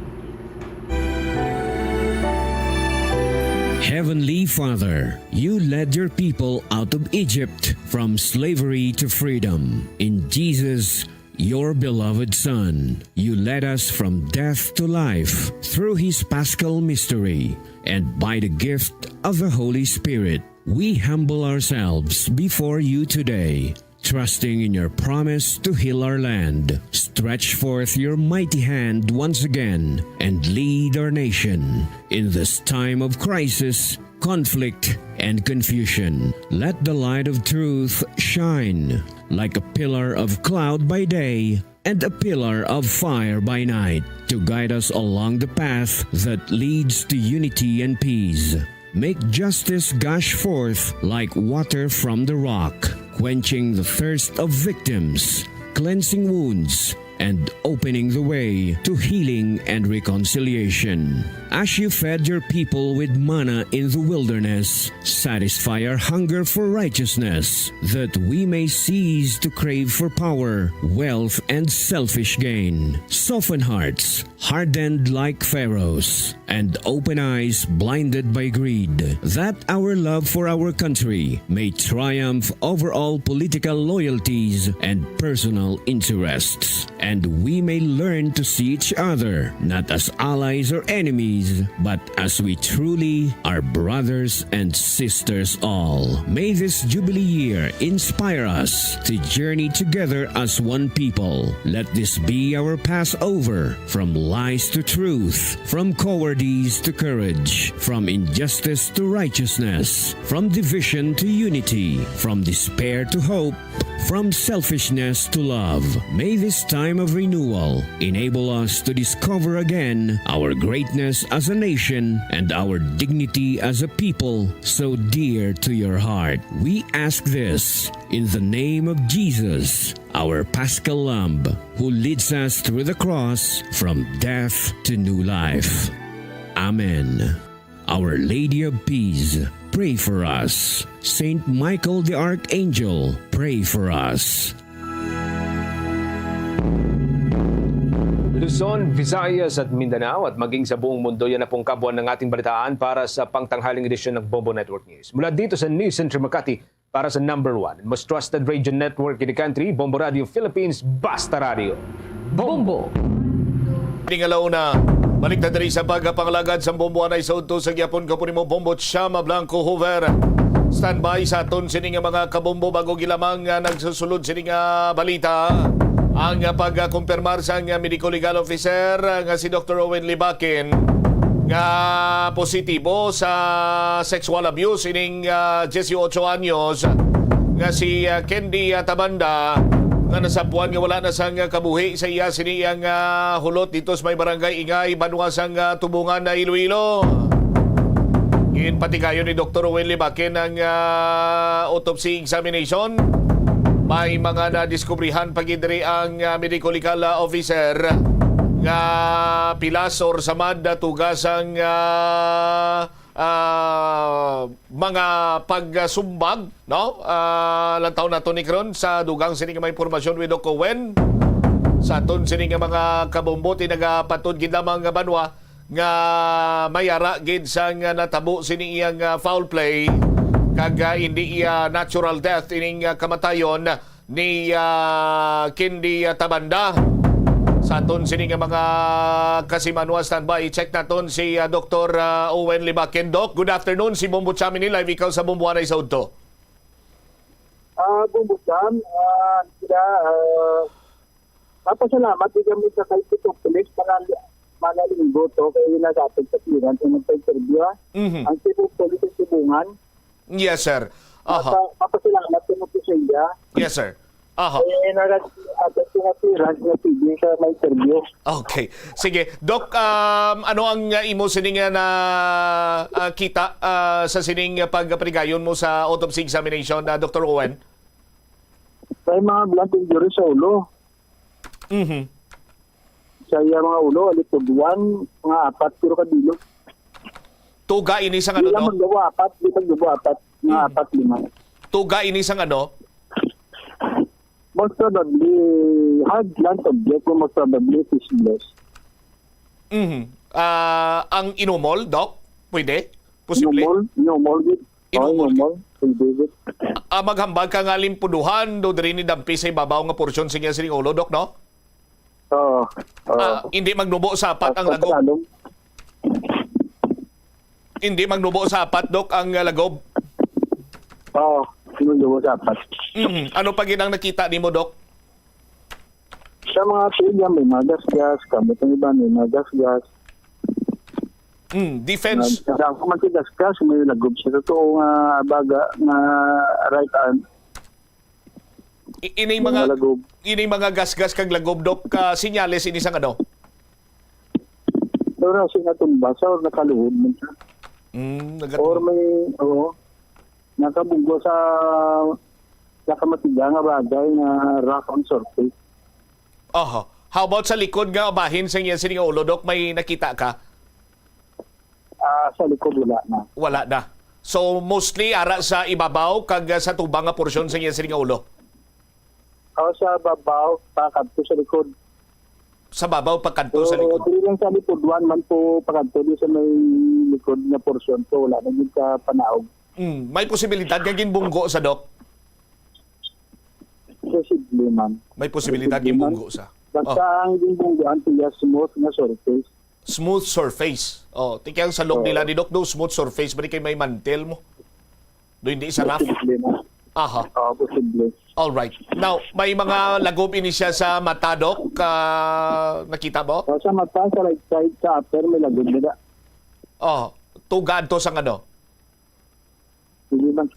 Pwede man sumbag. Alright. May mga dugo ning iya sining ilong, Doc. Anong nakakosad to? Kaya ang biging sa sulod, biging man nga nakapagbuatan sa sulod. Okay. Biging nga rin sa sulod mo.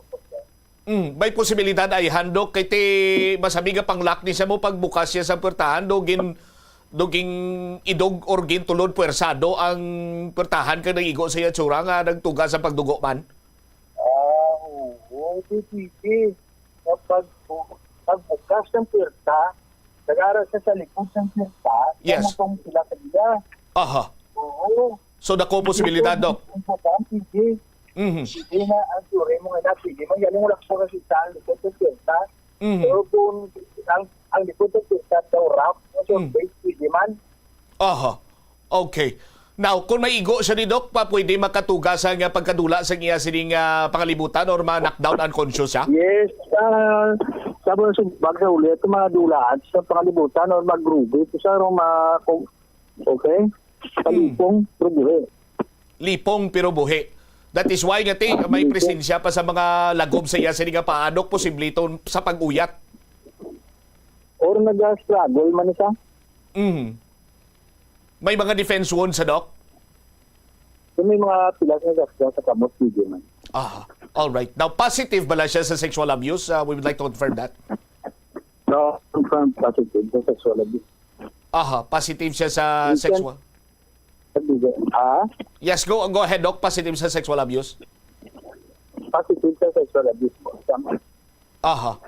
All right. Magluwasin na dira na may penetration, Doc? At basta may nakadug lang dalanan na tanan. Dala na tanan. Okay. Damir touching na damir touching. Dala biya madera. Na may laceration, Doc? Anong sistema? Anong plastada?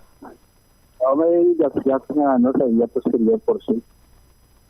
Okay. So, sa may inaw sa pagin, may mga gas sa din. Sa din, Doc? May mga gas po sa iya mga inal portion. Anal portion? May mga gas-gas pa gid? Oo, lapit ang posterior portion, lapit sa inal portion, may gas. Sus, Maria Kagusip. So, may posibilidad man, Doc, nga pati dito sa lalikod gabahin na namitiran? Posible man. Pero kung nagtaon ng mabudlayan sa sa posisyon, dito, kung namutog to, siyempre, dala mo, ang kaso, hindi sexual abuse mo. So, yes. Hindi ni gusto ang hindi ni gusto ang biktima. So, amo na nga bulayan, so siya, guro ba siya ang paaya, hindi na sirado, yabla. Hindi na pugong, yabla nga siradan, hindi na pinapirsa. Manti, guro ang kinatawag ang suspect, hindi makadritso dayon, hindi nakabunggo dito. I see. Okay. Unless na there is an attempt for anal sex. Pero in terms of assault sa anal sex, Doc, may findings ikaw? May pilas, basta ang portion nga lapit sa buli. Okay. So, may mga gas. bangod may resistance na budlayan siya ang suspect? Oo. May resistance budlayan siya ang suspect. Now, ano Doc ang cause of death si ni Candy? Traumatic injury sa death. Come again, Doc? Multiple traumatic injury sa head. Multiple traumatic injury sa head. So, mong itong kinamatay siya? At the head, sa ulo. At the head, sa ulo. Okay. All right. Sige. Doc, thank you so much for stopping by. Kay I do understand nga from Tubungan. Salamat ka mo sa tiputuloy sa gilangan kita Yes, sir. interview. No problem. Dr. Owen Libakin? Yes. Yes, sir. Dr. Owen Libakin, sir, thank you so much and good afternoon. Have a safe trip. See you all the time, all the while, Sam. Okay. Sige. Deriwavit, Dr. Owen Libakin, ang medical legal officer sa Police Regional Office 6. And we would like to acknowledge ang paghatag man sa kagayunan ni Sir Mangalimutan, no? Para nga ma-interview naton go signal coming from him para ma-interview naton diri si Dr. Owen Libakin. So, ang findings ng medical legal officer is that nga mayara siya sa traumatic head injury, no? ining mga injuries siya nga naagom sa iya sining ulo pakadto diri sa doon likod nga portion sa aton sining mga kabumot. At the same time, may mga pila sini siya sa mata, may dugo sa ilong. Amo ning findings sa medical legal officer, and ang idugang pagid is that nga konfirmado nga ini siya ang ginlugos bangod man nga ti mayara sang laceration abi sa aton sini nga mga kabombo, kag may mga ara man dito sang posible may mga pilas lapit sa inal part sang biktima. Ti explanation nila ni Dr. Libakin, posible bangod nga may resistance sa aton sini nga mga tagpalamati, no? Ti way makadiritso to, no? Sa liwat nagapangaigi kita sang pag-insindi. At the same time, pag-abi-abi man, no? And of course, pangalihid kita sa pamilya, no? Sa aton sini nga mga kabombote purposely to determine nga mayara sang krimen nga natabo sina diri. We have to air this sa aton sini karon nga mga kabombo, and I do hope that the family would understand sa aton sini karon nga mga kauturan. So amo na to banwa. Now isa pa gid sa ginraise ko nga punto sa kay Dr. Owen Libakin, ang cause sang injury sa iya sa nga tsura na dugo ilong niya mo. Hambal ni Doc, siya posible nga bangod kay may injury siya sa ulo, posible nagdugo to. Pero ginhatag ko siya sa likod, Doc, is it possible? Kay sa premise malang ini siya ang permi nga nagapanglaksan niya sa nga kwarto, kagara siya sa sulod nga tiner. So ang lock from the inside. No? So kung na-establisar ta naman nga 95 or 97 or siguro 99.9% ang nagsulod sa balay sining pamilya Tabanda, kilala. Okay, kung nanuktok siya, paano ito mabuksan kung lock from the inside, di ba? So probably ang akon sinigilanan tao is that nanuktok siya, bangod niya kilala ni Kendi, binuksan niyang pertahan. So pagbukas, amo na tutuyo sang suspect, dinis og gulpi ang puwertahan. So may possibility ang teori ko hambal ni Dr. Owen Libakin. So, nga may ara siya sang pilas o nagdugo ang iya sa ilong. Ang black eye niya sa mata, tugas ang hard blunt object, malapit kuno sa inumol. No? So sa aton sila kabombo, may posibilidad basta hindi lang rough surface kuno, smooth surface, no? Sa aton sini matag palabati. So mo sini mga details nga nakuha naton from Dr. Owen Libakin nga mo karon iya nga nagpanigayon sa autopsy examination. So established na nga may naghilabot gid sa sining 18 anyos nga dalaga. Sa sining nasapuan nga wala na sa kabuhi sa iya sining puluyan dito sa may barangay Ingay, banwa sang tubungan na Iloilo. Now may rejoin the report dire later on pastar nato ng dugang pagisin may informasyon with Bombo Jomar Villa kay interview niya ang magulang sining biktima. Standby Bombo Jomar sa report, please go ahead. Bumbutsam, no, magulang gid na pakigayotan naton ang kamagulangan, no, kung magulang sining nasambit sining biktima sa may banwa karon sa tubungan Iloilo. Kag nangin emotional ini siya, kag nagayo siya na nga ang iban sinikuro nga information hindi ya pa mahatag sa aton, pero tinaghatag man sa disang statements ni, no, tuhoy karon sa sining resulta. Kag mismo siya, no, ang natigayon man na makaistorya kay Doc Owen, no, prior sa interview bago la sa live address Bombo Radio Iloilo. Kag mismo siya, no, ang ginhambalan man ni Doc Owen nga positibo nga ginimuslan ang iya sining manghod, kag butugan ni nakitaan man sang lagob sa iya sining ulo nga posible nga igo sang inumol o kon ginsumbag nga resulta sang iya sining gintunaan sang kamatayon diri Bumbutsam. Sunod diri kay Fereni Tabanda, amo ning ikaduha sini kon magulang sing nasambit sini nga biktima kay duhala ni sila gatiner. adres sa may tubungan kay ang duha sini ka mga utod ang magulang pag sa ila dito na sa may luwasang pungsod trabaho, no? So mo gid ni ang masami, no, nga kaupod sini partner sa kunanuman sini ang ila sini nga ginabanding mo na nga daw hindi sini mabaton ang natabo sa iya sini nga utod. Hindi pan sini mahambal kung sino ang ginalantaw sini nga suspect kaysa iya sini kuno nga pagkilala kada puli yan ni kun halin na sa iya sini nga trabaho kada gobra na sini kamatuan magpuli na sa may banwasa nga tubungan Bumbutsam, why manabi sa doon na notice siya nga may migo, no, may gina-date or kung may ara sa nga gina-chat sa iya sila nga cellphone, only nga di kung mag-updanay sila, gabanding sila, nag-make up, kaya mo nangila sining hilig. So the rest na, why man sa nga abi nga do patimaan nga may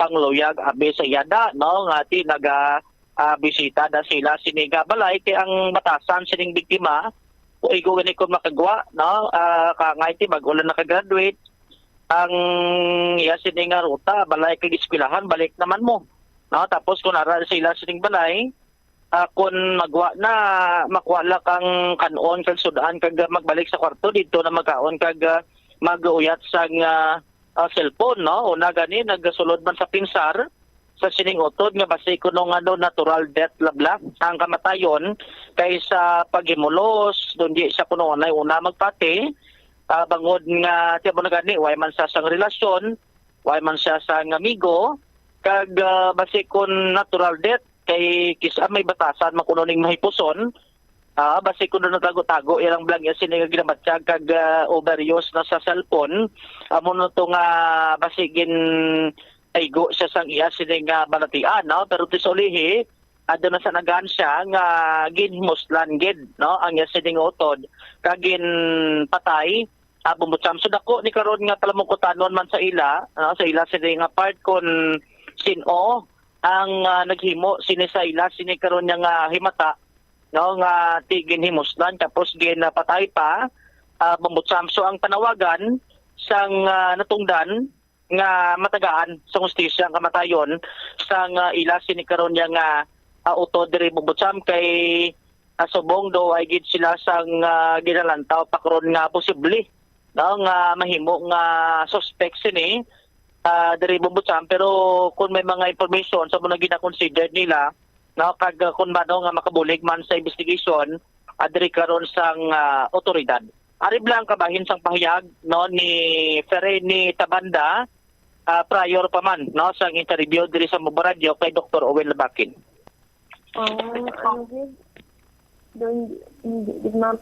Hindi problema ba po lang na mananatawag sa upod ko.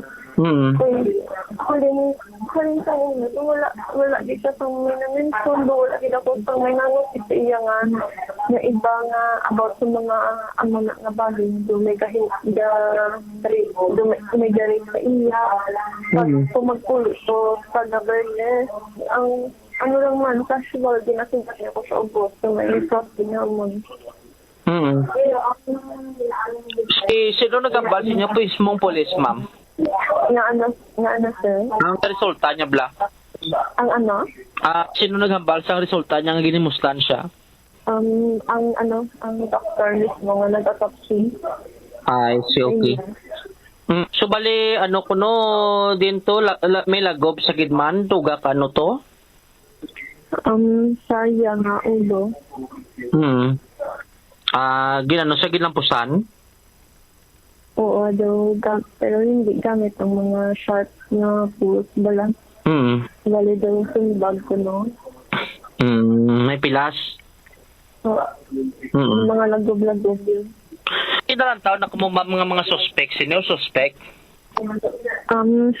Subong, wala ko, hindi ko na mahambal subong. Ay, hindi ako sure. Pero may mo lang dumera ka na ya. Kasi mo lang personal ginalantaw. Oo. Mga bilog, ma'am, estimated lang? Hindi ko na Si Fereni Tabanda do nagadodoha pa man siya kay ti mismo siya way man abi sa lugar sa natabo ining insidente. Bumbutsam, pero amo na hindi gina-consider nila kung nahimo karon nga maimbestigaran man sang pulis, no, kag mangin part man sang investigation. Actually, sa ginpakigangutan naton ang tubungan PNP sa pagpungunan ni Police Captain Alberto Manglimutan Jr., ang hepe sa nga nasambit sini karon nga police station. Bumbutsam, may gidalantaw naman sila ning person of interest. So mo ni siyang i-develop nila kay tinagwa naman subok ang resulta nga positibo nga ini siyang ginimuslan kag hindi natural death, no, ang kamatayon sa sining nasambit sining biktima. So ang isa to sa posisaon dugang ang mga kakilala sang biktima, kung sino ang individual nga masami kag daw solado abi ang lugar, no, nga katuan dira sa ila sining tuluyan kag kung saan da isinong ulihin, no, kay ang initial naton do may mga nakakita, no, nga do ka dulududa amo to gani kahapon ang nakitaan to sa isa ka residente nga may nagpundo kuno nga motor sa tubang sang balay do mga pasado alas 6, no, sang aga Martes, no, antes ini sang saktuan Martes man sang hapon dira sa ila sining lugar, no, kung sa ila sining kwarto. Pabutsam so mo ning i-develop karon sang otoridad ining mga ginalantaw, no, nga mga individual nga mahimo nga mapaydalom sa investigation. Sini agod nga ti mabalaan kung sino man ang ining suspect karon o kung mga suspect, no, nga naghimo sa sining nasambit sini nga biktima. Kay ang pagpati sang pulis posible nga mahimo man ini sa gisalang katawo ang ining krimen, bangod nga tikon ng tawon ang panglawason sang biktima. Although nga may mga tawo yakis ang do naunahan sa lawas, pero ining biktima sa edad sining 18 do medyo hindi sa hambal nga medyo matrutsabi, no, do medyo maniwangon siya. All right. Ang iya sining nga panglawason na bumutsam. All right. So bunang latest no, nagapakilangos kita banduga sa tubungan PNP tagdumi sa bilog sa pasgol otoridad. So tagaanta ni sing ligwa, no, kag i-check ang latest nga development kag update sining sambit sining insidente. Update ini si Bombo Jomar Consumo Villa para sa number 1 most trusted radio network in the country, Bombo Radio Philippines. Basta Radio, Bombo. Salamat gid Bombo Jomar Villa sa imo siniiyang follow-up report. Now, sa aton sini nga mga kabombo, sa mga nagapamati kadagalantaw karon iya sa Facebook live. Kung aton sini balik-balikan Martes, Hunyo 17, tuwing 2025, sang hapon, mga alas 5 pasado, nasa Puan ang bangkay ni Kendi Tabanda sa iya sining hulot. Ini matapos nga daw hindi na kinaandan kay hapon na wala siya magkagwa. Dito kag ang iya sining Iloy ang nagworry. So gintuktok siya, nanuktok sa puertahan, wala nagsabat. Dito paging kag kinulbaan na ang Iloy, ginlili sa may bintana. Paglili sa bintana ba no? Amo na to kag nakitaan nga may dugo ng iya sining anak kag nagahigda sa idalom na sang katre. Nanawag siya sang tabang, nangayo siya sang tabang sa iya sining mga kasilingan. Agod nga mabuksan ang puertahan sang kwarto sining biktima kay locked from the inside. Sang nag-abot dito ang scene of the crime, operatives sa aton sini makabombo, nagpang-check sila, no? Nakita to nga may mga subay na lupasin siya sa mga nagapanyaga. Now, una sinadiring iti gina pabutsyag ang pilas na tugas ang pagka subay abi kag ang mga lagob posible tugas sa mga subay. But sa dugang sini nga pagpangusisa sa Bombo Radio, naestablisar nga ang iya sining pang-idalom sining panapton. Makapajama sabi kag ang iya sining underwear. Ang ara na tungtong sa may katring ginuba. Before ginuba or nauba, amo pa nang gina-establisar kay sandig sa pagpanghusisa sang Bombo News team, diri kag naibaluan nga ti medyo mainit kinman kay konkrito kag wala pa matapos ti electric fan na ginagamit. Dumainit kinman kuno sa kwarto, so do naandan nga kung magtulog ginauba kay mainit. But nagsulod sa aton sining ang paminsaron, ining palamangkutanon nga ti kung nainitan siya pati kung tani ang t-shirt kay kung makita niyo yung t-shirt to ni Kindig ang ginasuksok medyo madamol, so init man ina. No? Sa aton sining karon iya nga mga kabumbo, no. Now, kagapon naton man sini iya nga natukiman nga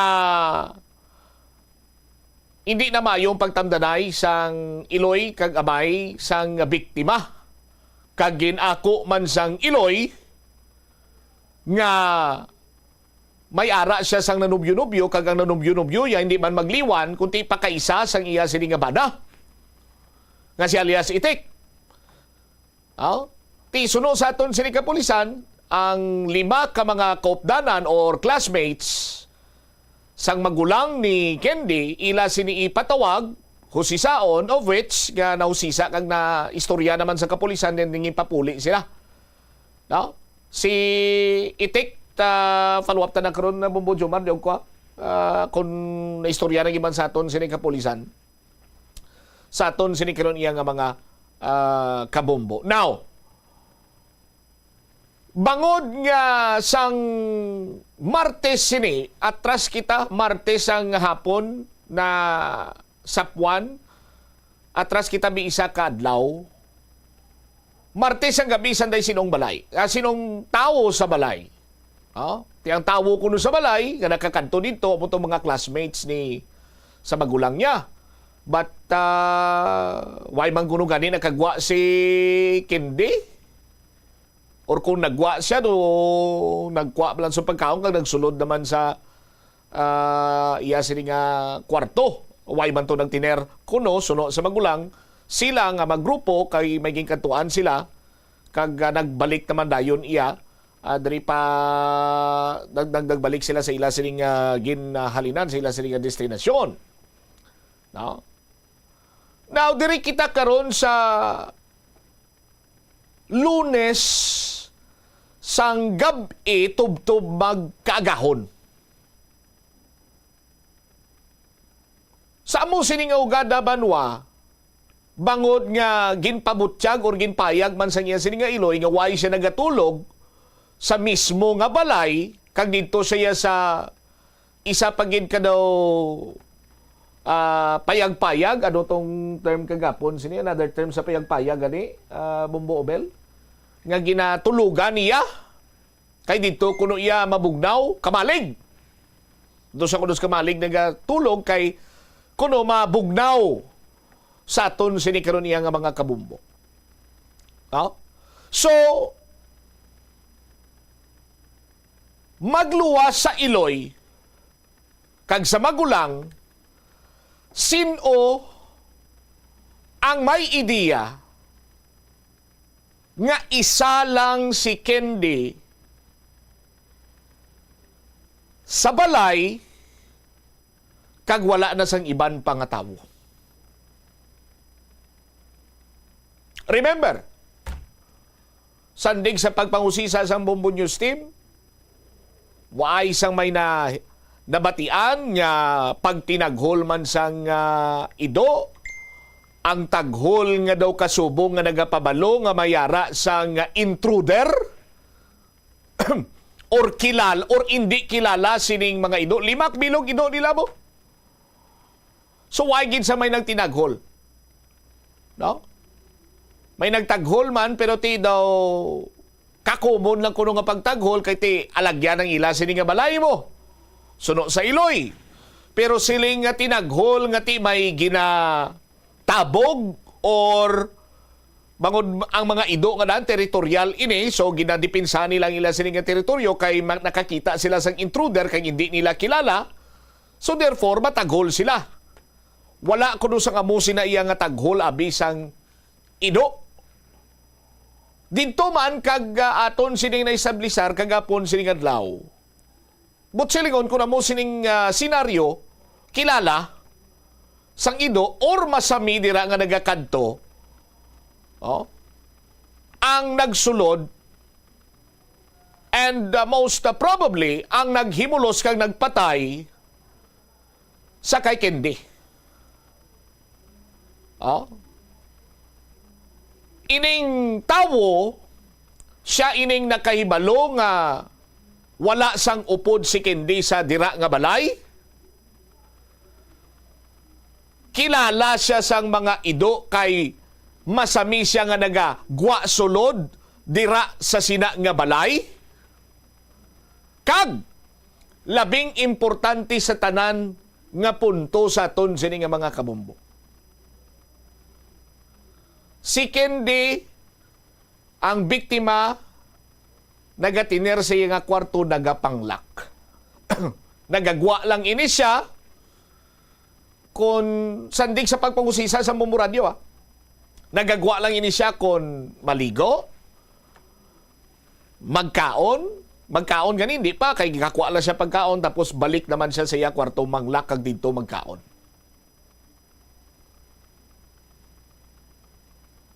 Kung tawgon siya, kag kung kilala niya, that's the time nga buksan niyang iya sini nga kwarto. Kaya ang ulihin nila nga encounter sa iya sini nga magulang, nanuktok ko nung iya sini magulang, binuksan, kag naghulam sang liptin. Now, ang pinaka-importante sini Banwa, nga nakahambal kita nga kilala sang suspect or kilala sang biktima ang suspitsado, kay kon hindi kilala, kag kon manuktok sa kwarto ni Kendi, hindi niya gid ina pagbuksan.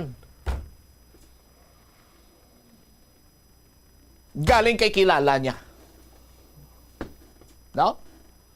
Kilala niya ang nanuktok, so therefore, the door being locked from the inside, may nanuktok, buksan niya kay kilala niya, amo tong entry point sang suspitsado.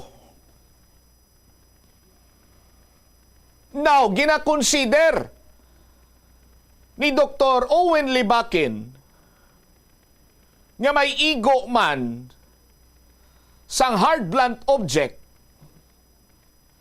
with smooth surface, ang nawong or ang ilong bangod nga nagdugo, siling ko kay Dok, siling ko Dok. Basi bala siling ko may posibilidad nga pagpanuktok, kilala yan na nuktok, pagbukas ang portahan, tinulod gulpi, naigo sa iya siling ilong, pagkaigo sa iya siling ilong, natumba, pagkatumba niya abi, hindi pagin man sa unconscious, but bangod nga ang puwersa, sang isa ka lalaki abi, sa isang, hindi na mag-abi, sa isa ka lalaki, siyempre mas grabe ang puwersa kumparar ni mo sa 18 anyos nga dalagita. Tinatumba. Pagkatumba, tiyan mo na to. Nakakita na siya sang kaygayunan, sang oportunidad nga himuon ang masinapat sa paton nga sahi sang buluhaton. May posibilidad nga ang diri nga trauma kosang hard blunt object, smooth surface, pwede sa dingding, pwede man sa salog. May posibilidad nga ginbunggo siya para totally mangin unconscious siya. Posible man nga ginsumbag siya kuno, may black eye sa iya sining nga mata, may dugo. Kag sa sining pag determinar sang sexual abuse may laceration sa kinatawo sang biktima. Dugang pa sininidok na sa iya sining alatrasan dira sa may sa aton sining mga kabumbo, no? Siguro hindi ko naman go into details kit basta alatrasan kag lapit dira sa aton sining may mga trauma or lagob or gas-gas pagin nga nakita si Doc Owen Libakin. Kag ang theory ni Doc bangod nga nag-resist kay hindi pagin man siya totally unconscious.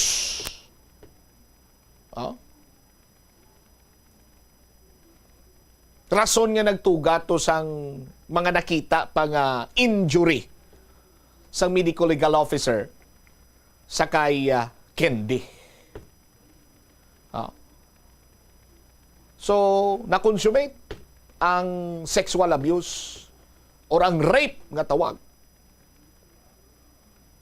sa aton sining nga mga kabombo. Na paano siya napatay? Ang iya sining kinamatay ti traumatic head injury sa aton sining nga mga kuturan. No? May posibilidad nga sa pagkatumba niya, pagtulod sa pertahan or whatsoever dira, ano man nga senaryo, or gingpulpog siya sang matig-asin nga bagay, sang sospitsado, amo tong gintunaan sang iya sining kamatayon. And then, pagkatapos to, natigayon na sang sospitsado, nagwa ini siya. Di siya nagagi.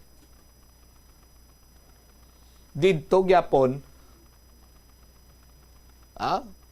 sa puwertahan sang kwarto ni Kendi kag ginlock niya from the inside para hindi balanon nga may natabo or may forcible entry. Sa aton sining nga mga kabumbo. Tapos ginhabulan niya paguroy, no? Ang biktima. Now,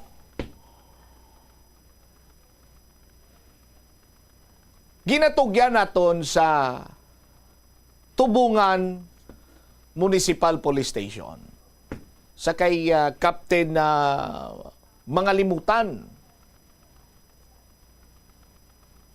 Subong nga na-confirmar nga mayara sang pagpanghimulos sa sining biktima, ti kabay pang matumod nyo na. Ining suspitsado, maaresto, kag malupot sa prisuhan. Sa aton sining mga kauturan. Why naman sang mapaadbenturar guro nga pangayaw? Kay ang balay sa barangay Ingay sining biktima hulong doon. Kag makabig naton banwa nga ti ang imo sining nga exit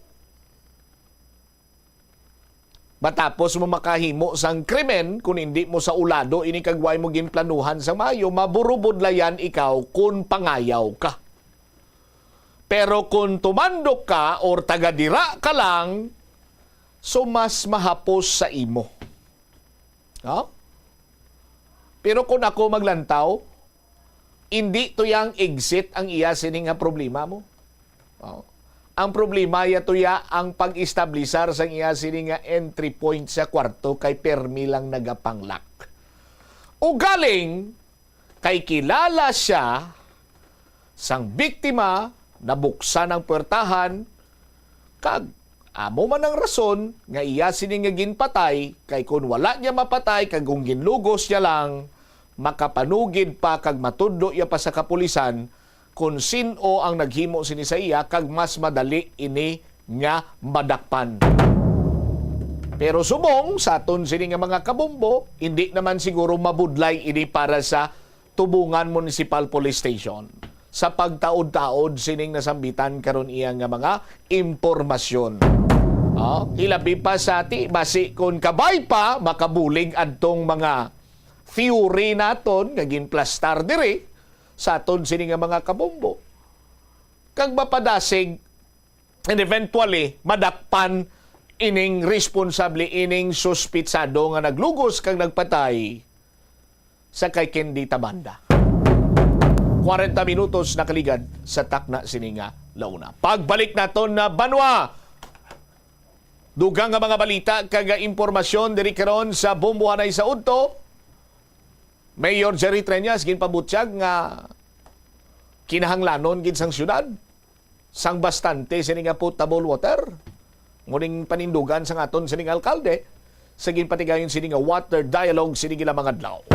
Balikan tayo ni matapos sa bilang kaimportante nga mga panumdum. Yari ang mga simple nga paagi agon makakinot sang tubig. Kaayuha ang mga taga sa tubo o kon hose. Hindi tanan nga taga sa mahapos kagilayon nga makita tungod ang mga tubo o kon hose ang nakalubong sa duta o kon semento nga bahin sang balay. Kung magsigi ang mga tagas nga ini, mahimo nga magalabot sa 10,000 ka litro sang tubig ang mausik sa isa ka tuig. Maggamit sang leak detection tool o kon magkonsulta sa mga eksperto kung may pagpangduwa-duwa nga may tagas sa mga tubo sang tubig agod ini gilayon nga makaayo. Wala sang adlaw nga ginapili ang mga aksidente. Gani ari ang mga tips nga dapat tandaan sa tion nga nagamaneho. Una, regular nga i-check ang kondisyon sa salakyan, lakip diri ang tire pressure, bastante nga oil kag brake fluid, kag ang side mirror ang dapat nga yara sa insakto nga anggulo. Siguraduhon nga hugot pa ang mga breakers kag matinlo ang air filter. Ikaduha, mag-seatbelt apisar malapit lang ang kaduan. Ikatatlo, mag-signal sa tion nga nagaliko. I-on ang signal light kung ikaw ang yara sa ginabanta 300 katapaka halin sa imo likuan. Ini nga pahanumdom ang ginadulong sa imo sang the #1 and most trusted radio network in the country. Plus Wala di Iloilo, Billboard of Activities for June 15 to 21, 2025. Excited as always! Ang Technocrats Band is overwhelmed with excitement nga maghatag sa inyo sa isa ka great musical entertainment sa ining nga Hunyo 21, Sabado, sa concert at the Plaza. Mangin inyo, umpisa alas 6 ang gabi. Sa tion sa musical show, napulo ka mga matahom nga Plazuela di Iloilo Special Edition Mags kag madamo pa nga iba na iga-paraffle sa masuki sa ang Plazuela di Iloilo. Sa Hunyo 22, Domingo, ginaagdang tanan nga mangin kabahin sa Eucharistic celebration nga pagkahiwaton sa Latolda sa mga adlaw alas 11 sang aga. Sa tion sang Holy Mass, magpangamuyo kita sa Ginoo nga ipadala niya ang Holy Spirit agud nga mag-guide sa aton mga lideres so that peace and prosperity would reign in our country. Plus Wala di Iloilo, we remain to be one with you in a common hope for a better community and a progressive country in 2025. Yari ang mga simple nga pagi agod makakinot sang tubig, hindi mag-shower o kon maligo sang malawig. Sa sulod sang panimalay, kalabanan sang tubig ang ginausar sa pagpaligo. Nagalabot sa 24% sang tubig sa panimalay ang natigana sa pagpaligo sa mga miyembro sini. Ang pagpanubo sang tiyempo sa pagpaligo sang 2 ka minutos ang makabuhin sang 30% sang ginakonsumo nga tubig. Maggamit sang shower timer o kon mag-set sang alarm sa imo cellphone kag i-limit lamang sa 4 ka minuto ang pagpaligo. Kung nagagamit sang shower kag nagahulat pa sa pag-init sang tubig, Ay 3 minutos na nakaligad sa takna sininga launa. Balik diri sa pagpangalagad sang Bombohanay sa Udto sa DYFM Bombo Radyo Iloilo. Standby sa kay Bombo Pauline Piliora sa aton sininga mga kauturan. Ga padayon sini ang pagpalibog, pagpautok, kag may mga nagatanyag naman sang so-called solusyon sa supply and even sa distribution sang potable water diri sa syudad sang Iloilo. Kay kita lang ya nga highly urbanized city nga ang aton siniiyang City Hall, ang seat of government, nagadepend sa tankering system sang sole water distributor nga Metro Pacific Iloilo Waters. Hindi lang kay ang City Hall. Amo man ang mga dalagko sini nga mga establishmento komersar just like sang hotel, mall, and even hospital. Nagasalig sa tankering system. Kay si Metro Pacific Iloilo Waters, may madamo na sining promisa. Tugan kag tugyan nga by this year,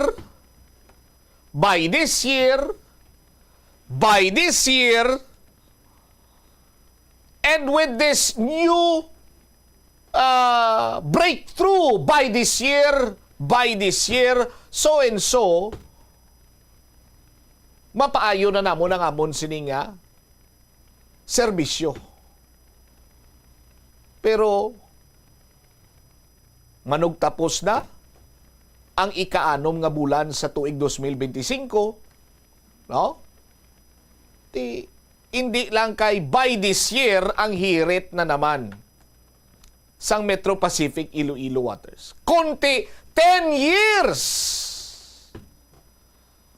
para lang nga mapamayo kuno nilang ila sining nga serbisyo. No?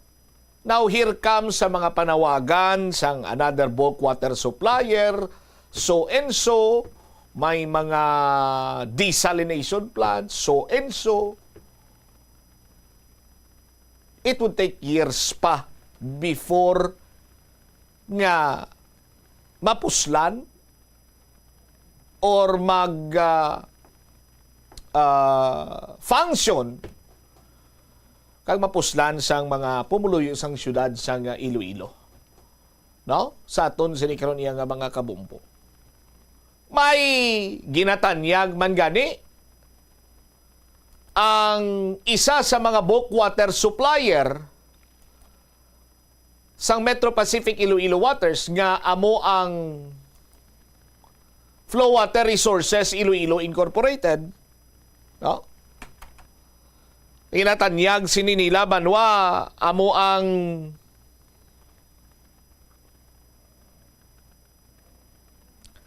$20 million liters per day. Sa aton sining mga kabumbo.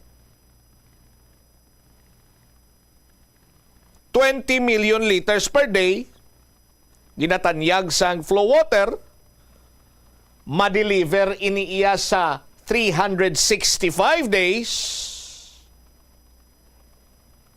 No? Kag may existing water right naman and facilities ang Flow Water Resources sa aton sining mga kabumbo. Pero nga daw nabudlayan gid ya magpanagitlon ang Metro Pacific Iloilo Water sao. That is why nga may mga water dialogue naman. Anong plastada sa water dialogue? Bombo Pauline sa report, please go ahead. Gimpabot sa Mayor Jerry Peñas kakinahanglanon bumot samtang syudad sa Iloilo sa potable water samtang nagapadayon ang development sa syudad. Sa mensahe sa alkalde sa ginpatigayon nga water dialogue subong adlaw, hidrigin payag nga santo sa datos ini siya sa 700,000 sa populasyon sa syudad sa Iloilo o kung 120,000 ka mga household, 27% lang dari ang may access sa potable water. Wala gani maglabot dari Bumbot Siyam sa 50% o katunga sa populasyon. Kung sa diin, sa out of 27%, 20% lang dari ang may ara sang 24 ka oras nga water service dari sa bahay sa Iloilo. And balaan naman na hindi naman na lipod sa ihibalo sang tanan dari Bumbot Siyam kay amugid na ang problema hindi lang sang mga households kundi sa mga establishmento which most likely gani nagapa-deliver ini sila sang tinangke nga tubig Bumbot Siyam which is kung ikumpara mo mahal siya sa matagod adlaw man nga ginagamit mo. So hindi man ni or amo maning isa ka rason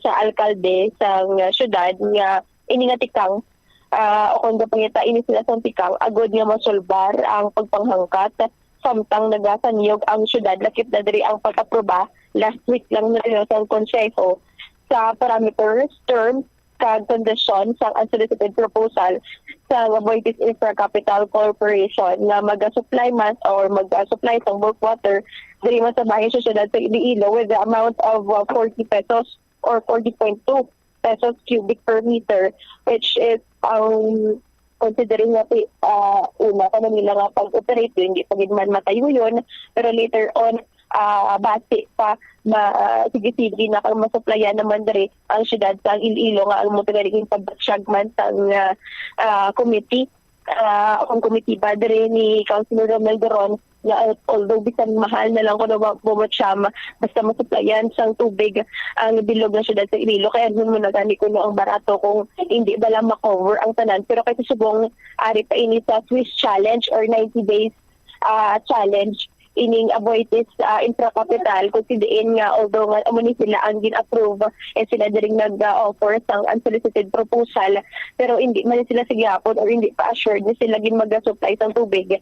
Kung may mga challenge dili nga mas barato pa nga mag-offer sang tubig pero sustainable siya and potable siya, bambotsam, open diri ang city government. But for now, amo ning ginahulat pa ang 90 days Swiss challenge o Swiss challenge or 3 ka bulan ini siya agad may maluan kasi kung nagid ang pinal nga supply man sa tubig diri man sa bayan sa Iloilo, pero kinahanglan sa gihapon nga may water rights from niya amo ni ang ginapadayon nila subong nga mga ginadihon and subong man ang off-takers kung sino dito ang taga-distributan sa Aboitiz Infra Capital pinaagi man dito sa MPIW, pero amo na gani ang na-mention nga pwede man makadirect, pero though it will take time kag sugod mo, for example kung ma-approve na ini siya matapos ng Swiss challenge, it will take years pa bumotsyam as sa mahuman kaya idamo pa ni sila patindugon.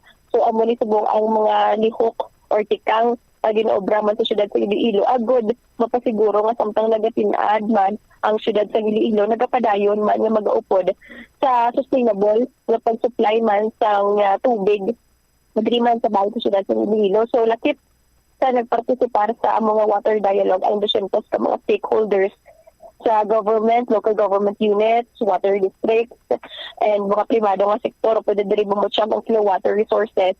Kag good ipagpaton diri ang mga water issues nga na-outline man sa Western Visayas Regional Development Plan 2023-2028. So amo ni ang mga ginatanaw nila nga mga problema man gani nga, for example, kung hindi ma-address ining mga emerging water security risk ang mga sustainability challenge kapareho sa abis ang mga pollution sa tubig ginahalinan sa tubig, hindi sufficient ang supply sa tubig sa mga areas nga na-mention man gani nga although hindi makalabot in mga pipes bala sa mga household pag especially summer season gani magpatak na lang sa February or kung isa gani sa bilog na tuig hindi gid amo na bala ka sustainable or sufficient na tubig na maka-provide dito sa bilog na adlaw.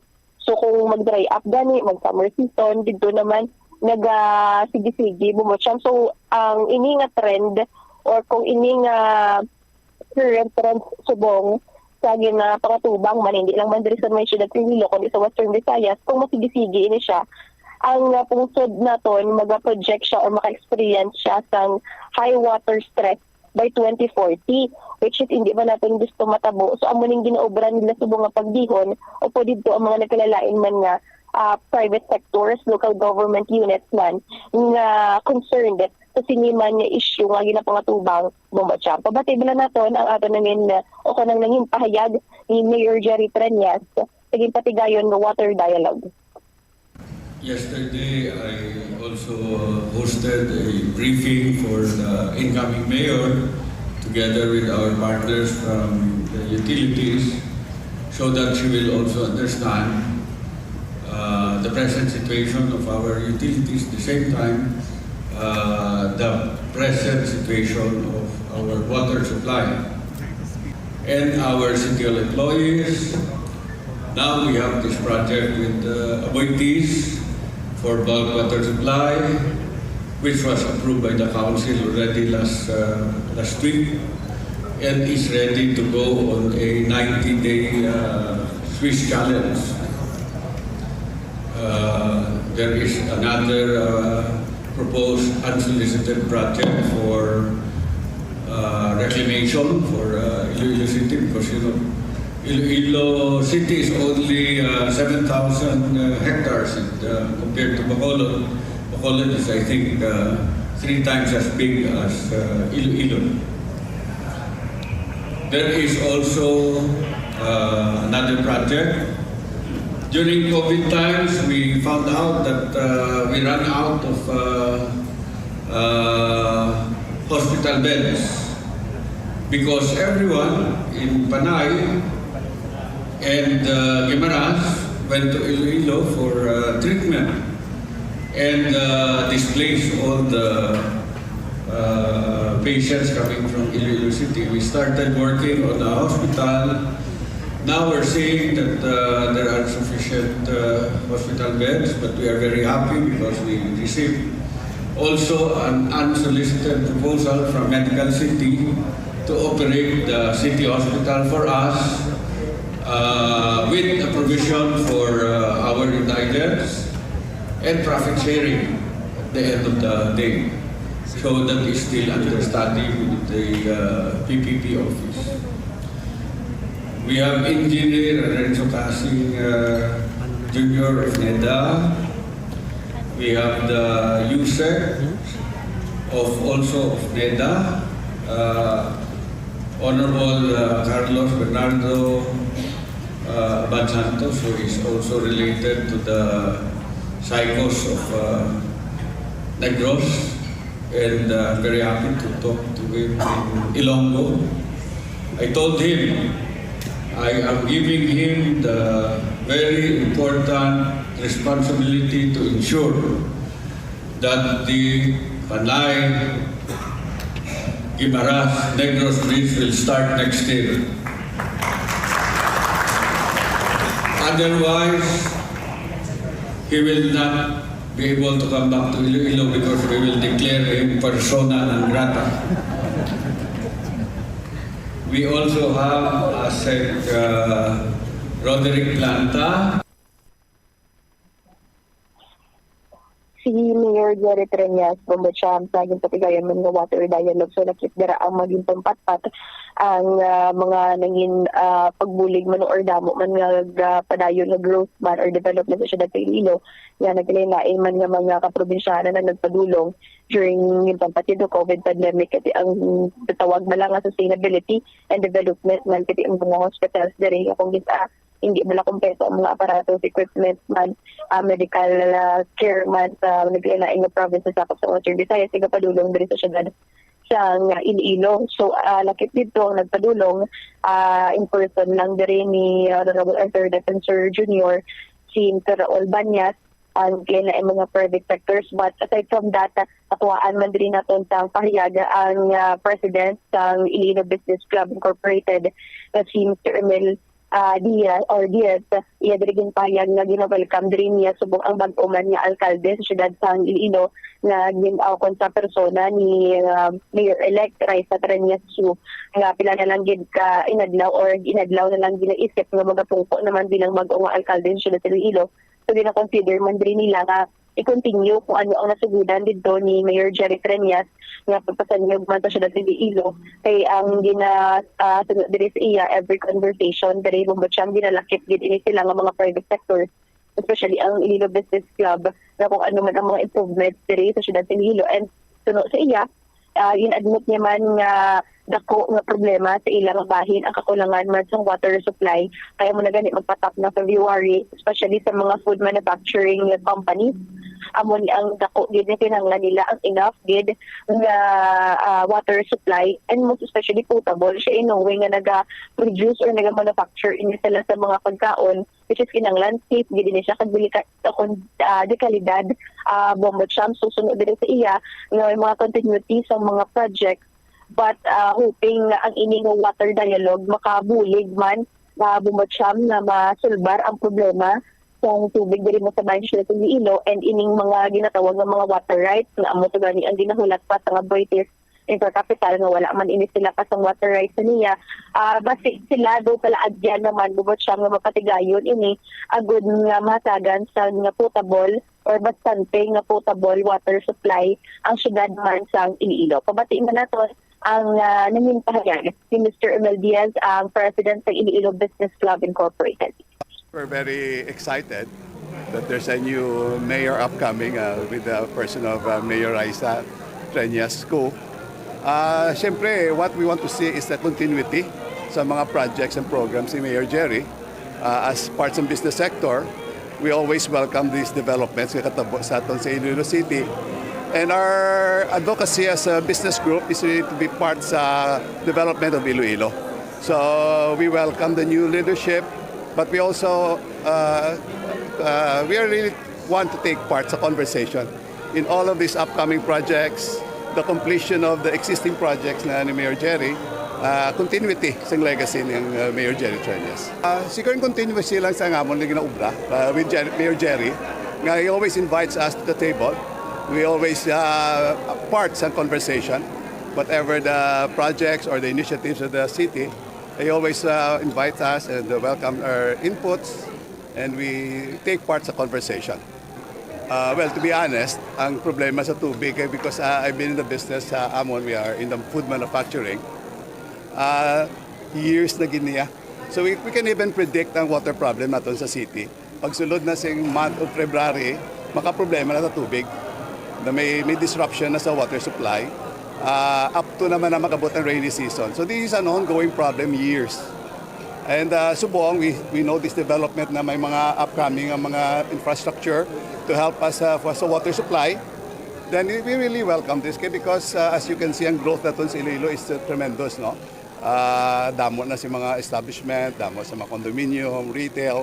But without water, this will go to waste, no? Because water is really integral part sa aton growth.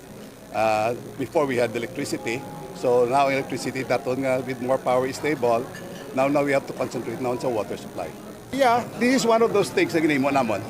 We have this event to have that conversation, to open the eyes of everybody, to have the collaboration with the government and the private sector para ma-solve the tanana. Because all of these are just policies and regulations na gina-overcome, no, sa mga stakeholders. Siguro what we have to achieve is a more open conversation.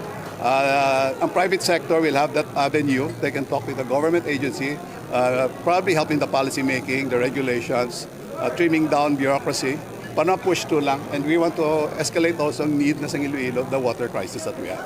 What's next? So we will see. We will see how it will transpire between the workings in both parties, the government and the private sector. And we will see how much we can help along the way. Si Mr. Emel Diaz Bumotsyam ang president sa Iloilo Business Club, although nga wala pagidman sang kung ano diri ang what's next kuno after this, pero diri pa mabalaan kung ano ang mga plano Manila and adud ma-address gani ang kinahanglan man sang water supply sa syudad sa Iloilo, hindi lang man para sa mga businesses or sa mga private sectors, but most especially sa mga nagpartisipar man nga mga pribado nga kumpanya nga naga-provide man sang water supply, agud nga mahatagan sa potable water man ang mga pumuluyo sa syudad sa Iloilo, Bumotsyam. Ano ang assurance sang mga nagtambong dito with regard sa pagbulig nila sa pag-supply sang tubig or even pag-distribute sang tubig diri sa syudad sa Iloilo, Bombo Pauline? Kaya dito kagina, Bumotsyam, ginplastar bala ang mga ginapangatubang na problema sa Western Visayas na nakabilugan hindi lang sa syudad sa Iloilo kundi dito ang mga naghalalin ang tubig, ano dapat ang i-improve diri nila kabahin na dira ining mga dams nga ginakuhaan sa tubig, which is mas bulubudlay gawa mag-acquire sa mga tubig kung wala bala sa resources or wala sa mga surface waters diri bala Bumotsyam sa mga rivers, unlike dito sa province diri sa syudad sa Iloilo amo gidira ang challenging bala sa bahin sa syudad Bumotsyam. Anyway, amo nang ilan sining findings. Thank you, Ged, Bombo Pauline.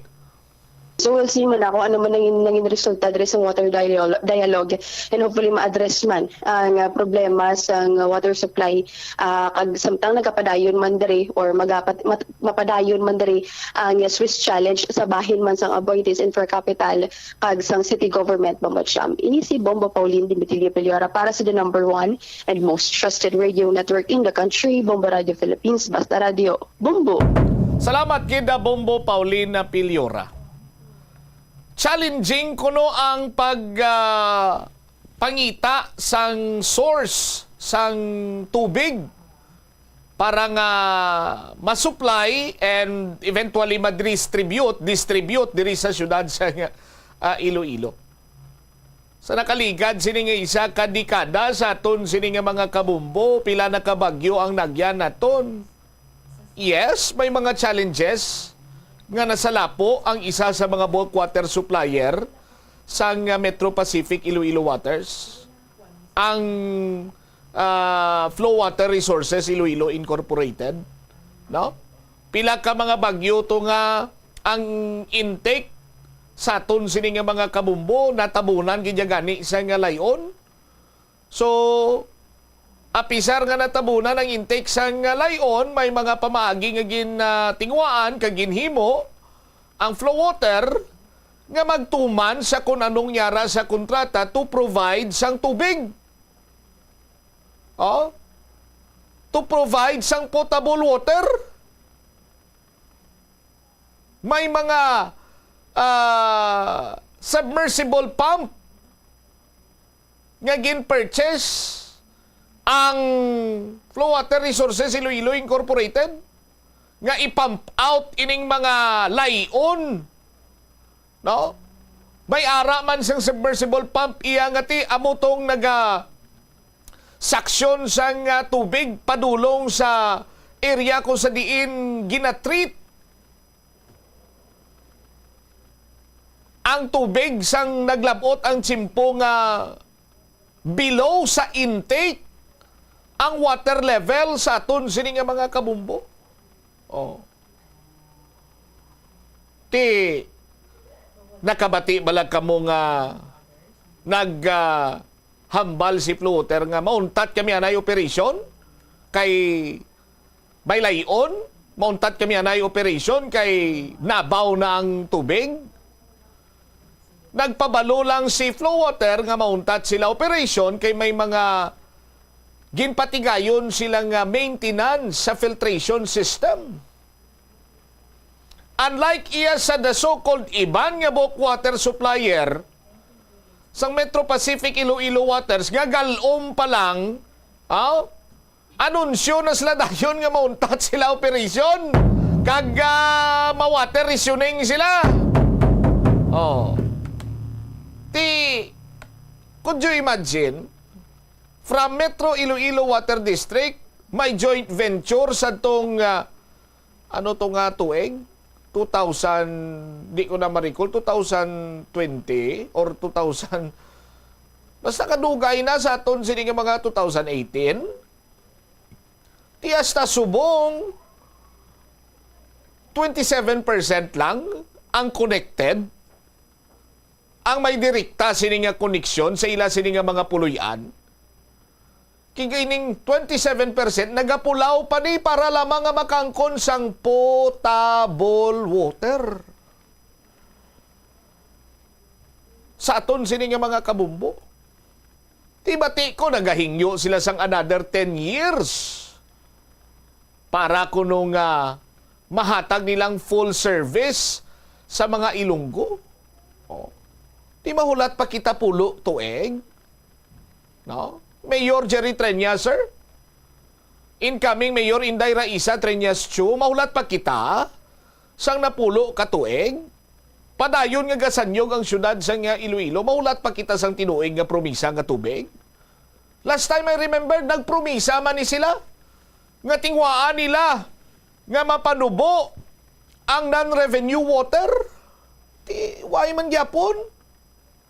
Sa aton sining magkabumbo. Kag gindiga man sa ila, makapila na kabes, sang flow water, nga may existing sining nga 20 million liters. May existing offer nga 20 million liters a day kag ma-deliver sa sulod sang 365 days but silingon all year round. No? Ang si Flow Water may existing nga water right kag facilities, duta, planta, tubo, etc. etc. Magluwas lang guro kung magpatindog pagin sang another nga planta. Tiyan mo ng wipa. Pero, water right, facilities, planta, tubo, tawo, ara na.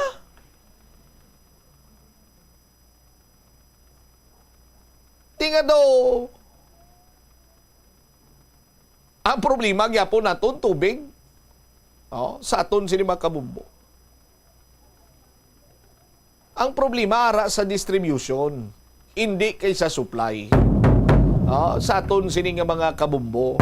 Paano makalabot sa inyo sini nga puloy-an kung dito pa lang yan sa tunga-tunga, why na kay bangod man nga dilapidated loose button ang tubo sa Metro Pacific Iloilo Waters. Kag kuno may ginpanglubong sila nga mga tubo, nag-pipe laying sila kuno diin na kamo nakalabot.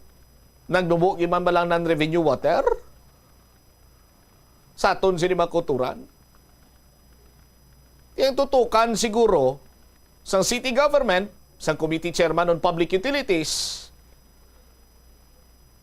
ining non-revenue water, ining kapalpak sa distribution utility, sang potable water, sa aton sini nga mga kuturan. Nalamho bang kusambal ni Kagawad Romel Deron nga bisan mahal basta mayara okay lang sa imo guro konsyale kay kasarang ka magbakal sang sa barato kuno hindi man para sa tanan tingwaan nyo ara kamo dira nga mga opisyal tingwaan nyo nga ining barato nga mangin available para sa tanan hindi kamo iya nga siling nga mahuo na lang kamo bisan mahal basta may ara. Paano hindi ka sarang magbakal, abi? Ano-ano nga paminsaro naton, siniman? Doga pabalo-balo lang kamo inyo, siniya nga ang gandagan sa paminsaro nyo, nagadipindi sa unod sa bulsa nyo. Anyway, lapaw naging kwabi sa latid, no? Standby na kamo sa kapon lamang program, kaupod naman sa kay Tita Regine. Inis Momot Shama Blanco, gabilin sa imo sa mananay nga hapon. May God bless us all. Para sa the number one and most trusted radio network in the country, ang Bombo Radio Philippines. Basta Radio Bombo! Oras 12 minutos nakaligad sa tak ng alas 2. The Farmers Bazaar, your traditional public market with the touch of Plazuela Dos, ang isa ka lugar nga gintukod sa tion kag sa kasagsagan sa COVID-19 pandemic nga may tinutuyo nga maghatag sa imo sang safe marketing experience. Subong nga ang COVID-19, hindi na gidman dako nga pamahog kag nagapakadto na kita sa next normal. Rest assured nga ang Farmers Bazaar will further evolve agud nga magpadayon sa paghatag sa inyo sing satisfying marketing experience. The Farmers Bazaar. Sa lower level, tara na pahamtang ang fish, poultry kag meat section para naman sa inyo mga kinahanglanon nga prutas, utan kag iban pa, magbisita sa upper level, pinaagi sa paggamit sa hagdanan o kon sa pagkadto direkta sa parking lot. The Farmers Bazaar, your traditional public market with the touch of Plazuela Dos. Paano ipabilin nga matinlo ang ginakaon nga mga prutas kag utan? Dapat nga regular ang paghugas ng kamot nga may habon sa sulod sang 20 segundos bag-o kag pagkatapos mag-uyat sang anuman nga butang. Hugasan sa maayo mga prutas kag utan gamit ang tubig bago ini kaunon o kun isimpon sa ginaluto nga pagkaon. Likawan nga maggamit sang habon o kun bleach o kun anuman nga kemikal sa paghugas sa mga ini. Lutoon sa maayo ang mga utan agud mapatay ang mga mikrobyo nga nagatapik diri. Kung ikaw may ubo kung sipon, mas maayo nga itugyan na lang sa iban nga miyembro sang pamilya ang paghanda sang pagkaon agud malikawan ng cross-contamination. Ini nga pahanumdom ang ginadulong sa imo sang the number one and most trusted radio network in the country, Bombo Radio Philippines. Basta Radio Bombo! Kadungan sang pagtigulang, nagataas man ang risgo sang vitamin deficiencies nga nagatugas sang physical kag emotional changes. Santo sa isa ka scientific study, ang B vitamins ang importante agod nga mag-function ang body cells nga nagabulig sa metabolism, paghimo sang bago nga blood cells, kag nagabulig sa pag-maintain sang healthy skin cells, brain cells, kag body tissues. Magluwas sa supplements, lakip sa mga pagkaon nga bastante sa vitamins sa moang karne, whole grains, prutas, gatas, cheese kag mga ulutanon. Gabulig sa paglikaw sa nanuhay tuay nga balatian ang simple nga pagkaon sang citrus fruits kaangay sang pomelo nga puno sang powerful immune boosting antioxidant. Ang pomelo ang puno man sang lycopene, isa ka anti-inflammatory anti-aging antioxidant nga nagapanami sang supat. Ang duga naman sang panit kag dahon sang pomelo ang natukiban nga makapatay sang cancer cells kag nagapalikaw sa paglapta sini sandig sa test tube studies. Yari ang mga importante kag praktikal nga mga pamaagi agud makakinot sang tubig. Sa kusina, magamit sang yahong ukon labador sa paghugas sang mga ulutanon ukon prutas. Magdesignar sang baso ukon water bottle agud gamiton sa bilog nga adlaw agud indi magsigi panghugas sini kada matapos ang pag-inom. Kung aksidente nga may nahulog nga ice o kunyelo, hindi ini pag-ihaboy. Sa baylo, ibutang ini sa mga masitera sang tanom. Kung may bilin man nga yelo o kung tubig sa baso nga ginimnan, tipunon ana ini sa balde, agud ibunyag sa mga tanom antes hugasan. Paano ba lamang kalikaw sa aksidente sa dalan? Iyari mga tips nga dapat tandaan sa tion nga nagamaneho. Una, likawan ang masaming nga pagsaylo sang linya. Ang swerving o kung pagsaylo sang lane sa isa ka delikado nga maneuver nga masamig ginatunaan sang bunggo anay. Kung himuon ini, siguraduhon nga may bastante ang oras kag espasyo. Ikaduha, i-check ang blind spots. I-check ang mirrors kung clear ang alagyan. Magbalikid o kung maglantaw sa nagaagi sa ibang nga anggulo agud makasigurado. Plus Wala di Iloilo, Billboard of Activities for June 15 to 21, 2025. Excited as always! Ang Technocrats Band is overwhelmed with excitement nga maghatag sa inyo sa isa ka great musical entertainment sa ining nga Hunyo 21, Sabado, sa Concert at the Plaza. Mangin inyo, umpisa alas 6 ang gabi. Sa tion sa musical show, napuno ka mga matahom nga Plazuela di Iloilo Special Edition Mags kag madamo pa nga iba na iga-paraffle sa masuki sa Plazuela di Iloilo sa Hunyo 22, Domingo. Ginaagdang tanan nga mangin kabahin sa Eucharistic celebration nga pagkahiwaton sa latolda sa mga adlaw alas 11 sang aga. Sa tion sang Holy Mass, magpangamuyo kita sa Ginoo nga ipadala niya ang Holy Spirit agud nga mag-guide sa aton mga lideres so that peace and prosperity would reign in our country. Plus Wala di Iloilo, we remain to be one with you in a common hope for a better community and a progressive country in 2025. Tanan kita mayara sang mabulig agud pakibatuan ang climate change. Magamit sang bag nga pwede magamit sang liwat-liwat agud mabuhinan ang plastic bag nga ginahaboy. Bangod dinhi nagatugas ang greenhouse gases. Ikaduha, hindi masumi magamit sang computer. Kung 4 ka oras lamang sa isa ka adlaw ang imo nga paggamit sang computer, makabuhin ka na sang carbon dioxide emission nga 83%. Ikatatlo, kung malapit man lang imo nga kaladuan, mas maayo nga maglakat o kung magsakay na lang sa bike. Magluwas sa makakinot ka na, mabuhinan pang polusyon nga nagatugas ang climate change. May kilala ka bala nga mga bata nga mahilig sa video games? Nagausik bala ini sang inoras sa paghampang sang iya ginakaadikan nga games. Isa ka pagtuon sang American Academy of Pediatrics ang nagapahayag ngang sobra-sobra o kon inoras nga pagtiner sa paghampang sang video games ang makadulot sang depresyon, anxiety kag manubo nga grade sa eskwelahan. Suno sa mga eksperto, halos 9% sa kada 3,000 ka mga elementary students sa kada pungsod ang makabig pathological o kon addict sa paghampang.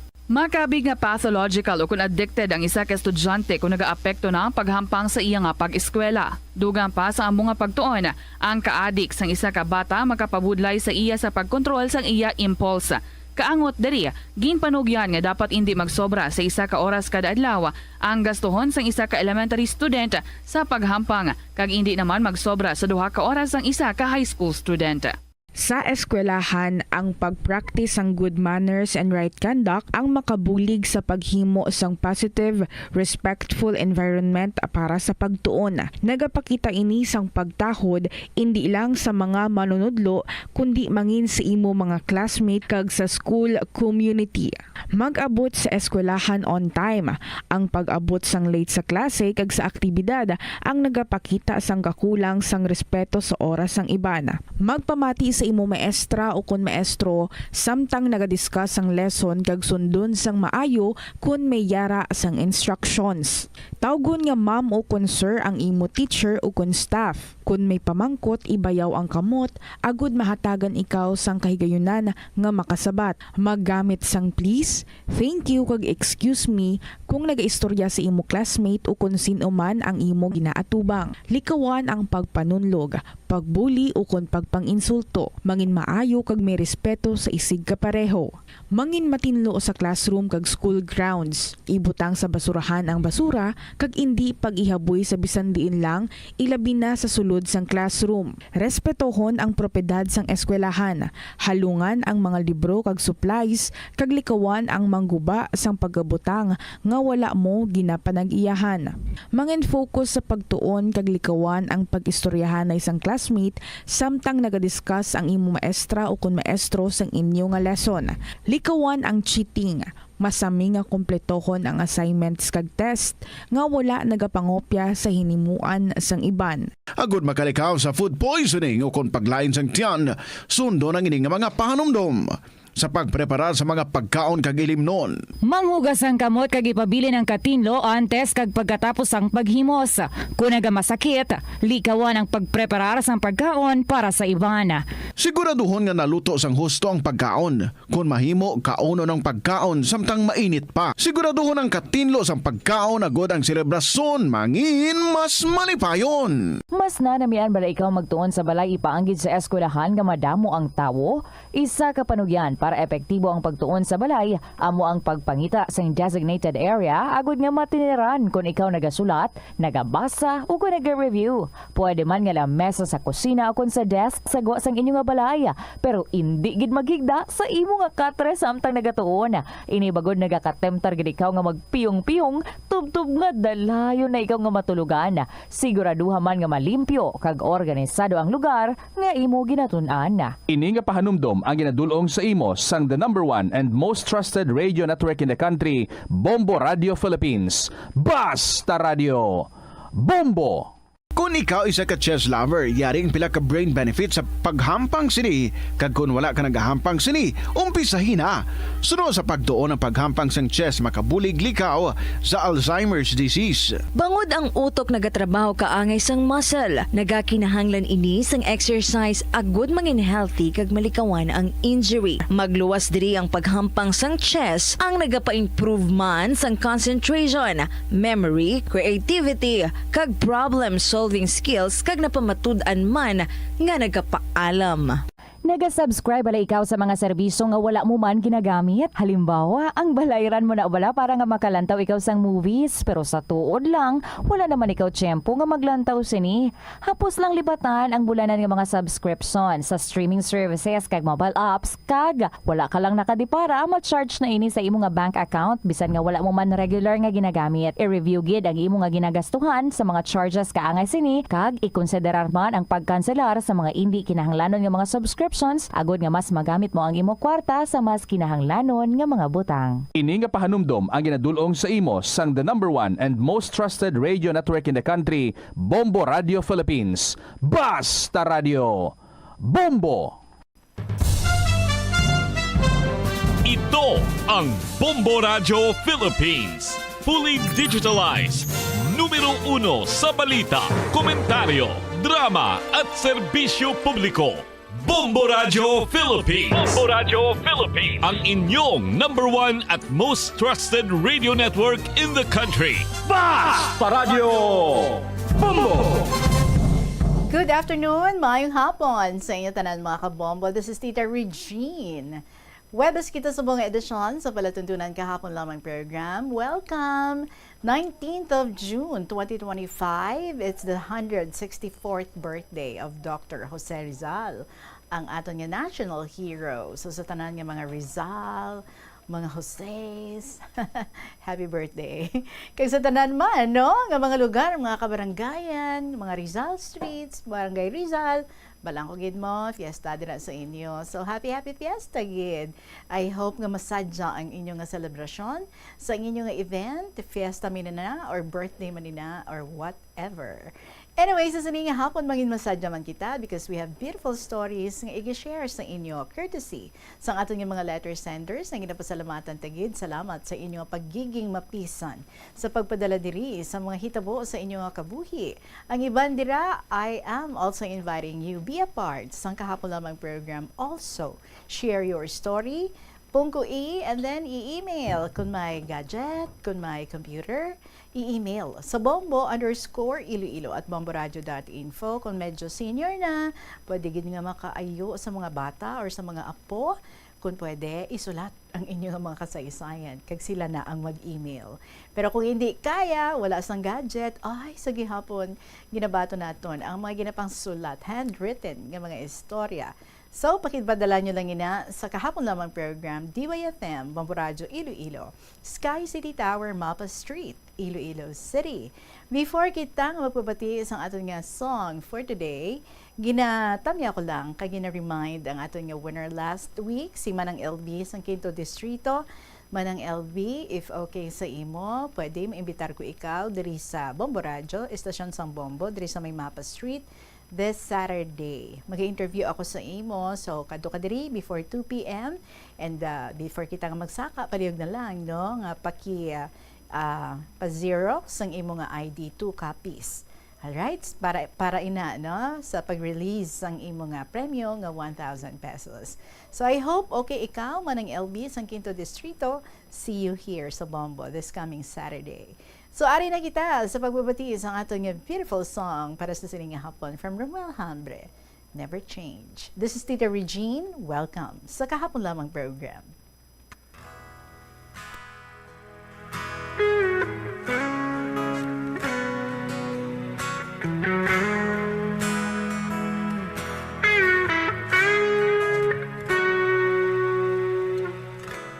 I'm a lonely boy in town, waiting for a girl that I've been missing. She tears my heart, it left me behind. She made me cry, I've lost my love, but baby, wherever you are, I will wait for you. Whatever I do, I will always think of you. My love will never change, my feelings still the same for you. Oh yeah, I am a crazy boy in town, hunting for the girl that can't be found. She broke my dreams and run far away. She made me cry, I've lost my love, but baby, wherever you are, I will wait for you. Whatever I do, I will always think of you. My love will never change, my feelings still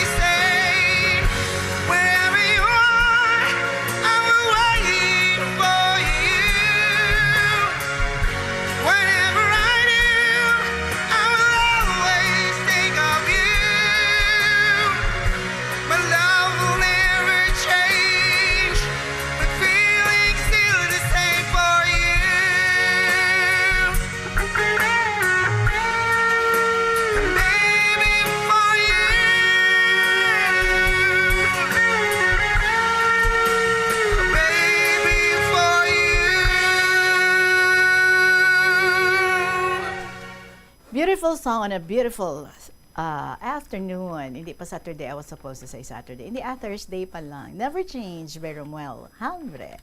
And again, Manang LB has ang Quinto Distrito. See you here sa Bombo sa Siningang Sabado.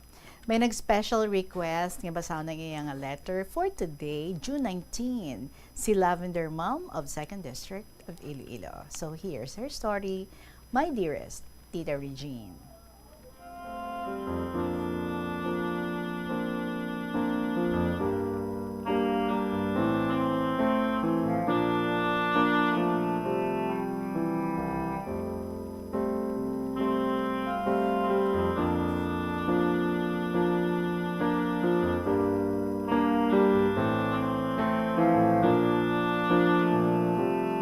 Christian greetings to you in the name of our Lord Jesus Christ, who lavishly cherished and sacrificed the sins of all human beings.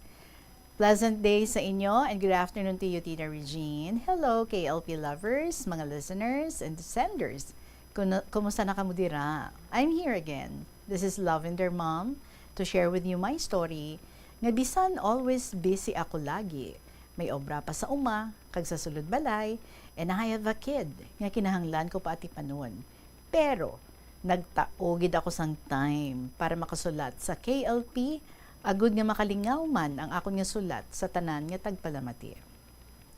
Tita Reg, ang title sang akon letter nga ini is Ang Mga Katanhagaan nga nagakatabo kag nagatuhaw diri sa kalibutan nga hindi naton mamanan kag maekspektar kundi naghalin. Pero kung kaisa, nagapabatsyag, kag nagapakita sa aton panulukan. Ready na bala ka mo? Umpisahan ko na ang akon nga istorya. Nagkadto kami sa amon baryo, kay may okasyon didto. Kagupod ko ang akon manghod nga lalaki, kag babae ko nga manghod. 7 years old ang lalaki ko nga manghod. Ang babae ko naman nga manghod, 14 years old. Nahapunan kami, kay nawili kami lantaw sang program. Pagpauli namon, medyo dulom na, pero makilala mo pa ang tao sa dalan kung masugata mo. Pagdulhog namon sa karsada, pakadto sa balay. Nauna ang manghod ko nga lalaki. Ginbayaan niya kami, tapos nabatian namon nga may gahibi nga bata nga lalaki. Gabira-bira gidhibi ang bata. So matunog pa, hamba ko sa manghod ko, ni nabatian mo hibi ka bata? Daw dyan lang sa ubos. Tihambal na, huod manang. Alang-alang man nga ang manghod namon nga lalaki ang mahibi. Hambal namon, maano jaratana sa sapa. Tapos, sige panaw namon, daw wala naman kami kabatis ang hibi. Sa naabutan namon ng manghod ko nga lalaki, may ginahaboy siya sa ibabaw ka sargwelas. Hambal ko, anong ginahaboy mo? May dara pa ikaw nga kahoy nga nalampos. Hambal niya, pis-pis nga dako. Kagang ulo niya, iyas ang kuring. Kag mapula ang mata. Ginahaboy ko kay hindi maghalin. Kay nag-ingaw ang huni. Hambal ko, hulata kami dyan, buligan tahaboy. Pag-abot namon sa puno ka sargwelas, naglupad ang pis-pis nga ato. Tapos, ginsunod niya kami. Hay, didto naman naghapon sa kahoy sa takas balay namon. Hambal namon, ginsunod mo kami? Jaron kami sa balay. Way kami nahadlok sa imo, pangita to pahugon mo. Tapos naglupad ang pispis. Hambal kang libayon ko. Amo gali tong pispis nga kung pamatian mo ang huni, daw bata nga gahibi. Kag pwede na mapaiba-iba ang anahuni. Tita Regine, mancho to gali tong pispis. Kada takop permi kami kabati, may gaingaw nga kuring. Tiyambal ni nanay, hipos ka mo, mancho ragaw ni. Kada maghuni ang mancho kung takop sirom, ginasugo niya kami makuha sang gatong, nga may baga sa dapog, kag dalo namon magwa sa gwa, ipalapawon haboy sa ibabaw ka atop balay, agud makasindi ang mancho ka iya tabako. Nagahuni kunura, kay nagapangayo, sindihana iya tabako. Ay, hindi takon magwa ta Reg, kinahadlok takan. Tanglibayan ko nga lalaki, medyo maisog siya. Maisog siya dungan. Tigin testingan niya habuyan, kalayo palapaw sa atop. Abaw, wala na gid man naghuni ang mancho, kay nasindihan niya na ang iya tabako. Kay do desperates ng istorya ta Reg. Bale, ang hitsura gali ka mancho ta Reg, mataas, maitom, tapos puno sa balahibo ang bilog nga lawas, tapos pula ang mata kag nagatabako. Amo manina ang siling sa mga tigulang, Tita Regine. Pagkatapos, sa nagpasiti naman kami, Tita Reg, 4 kami sang mangod ko nga babae, kag 2 ko kamanghod nga lalaki. Nag-ulan, pagkahapon, tapos nahapunan pa kami pauli, tapos ang amon gali nga balay, may 2 ka alagyan halin sa karsada. Ang isa sa ubos, ang isa nga dalan sa takas. Pagpanaog namon sa motor, nagdulhog dayon kami pauli na sa balay. Tapos nabatian namon ang huni nga nagabunsik, daw huni sang aswang hambal ko. Temprano pagani naguni ka na. Tapos naglakat pagid kami hasta nakaabot kami sa kamalig sang lolo ko. Kay dira siya ni lolo gaturog, kay may mga kasapatan sila nga ara sa ila kamalig. Tiginan pa lang kami ni lolo. Ay, nagabihan ka mo haw, hapit ka mo anay dya, kay himuan ta ka mo suga. Hambal naman kay lolo. Hindi lang lo, kay mamurutan pa manamon dalan. Lapit man lang sa balay namon. Ang ining kamalig ni lolo, so ara lang sa ubos, galing kabanglidan ang alagyan, kag may sapa pa nga alagyan, tapos ginbayaan kami kamanghod ko nga lalaki. Ang manghod ko nga lalaki, may dala nga isa kalata nga biscuits. Tapos ang isa, may dala nga bola. Bale, ginbakal namon diri sa city. Kagsang naglakat kami sa manghod ko nga babae, ato na sa una, ang darwa ko kalibayon, ginahampak niya ang latas ng bisket samtang galakat. Nagakadol ang lata. Tapos ang isa ko kalibayon, nagadalagan man sunod sa magulang niya. Ginahampak niya man ang bola para maglagpok. Tapos naglakat kami sa manghod ko nga babae, nagburunsilik naman ang aswang. Ang 2 ko kalibayon, do dito na sa balay, samtang kami, kuri amon panaw, kay madanlog ang dalan, kag dulom na. Bugat pa ang amon dala.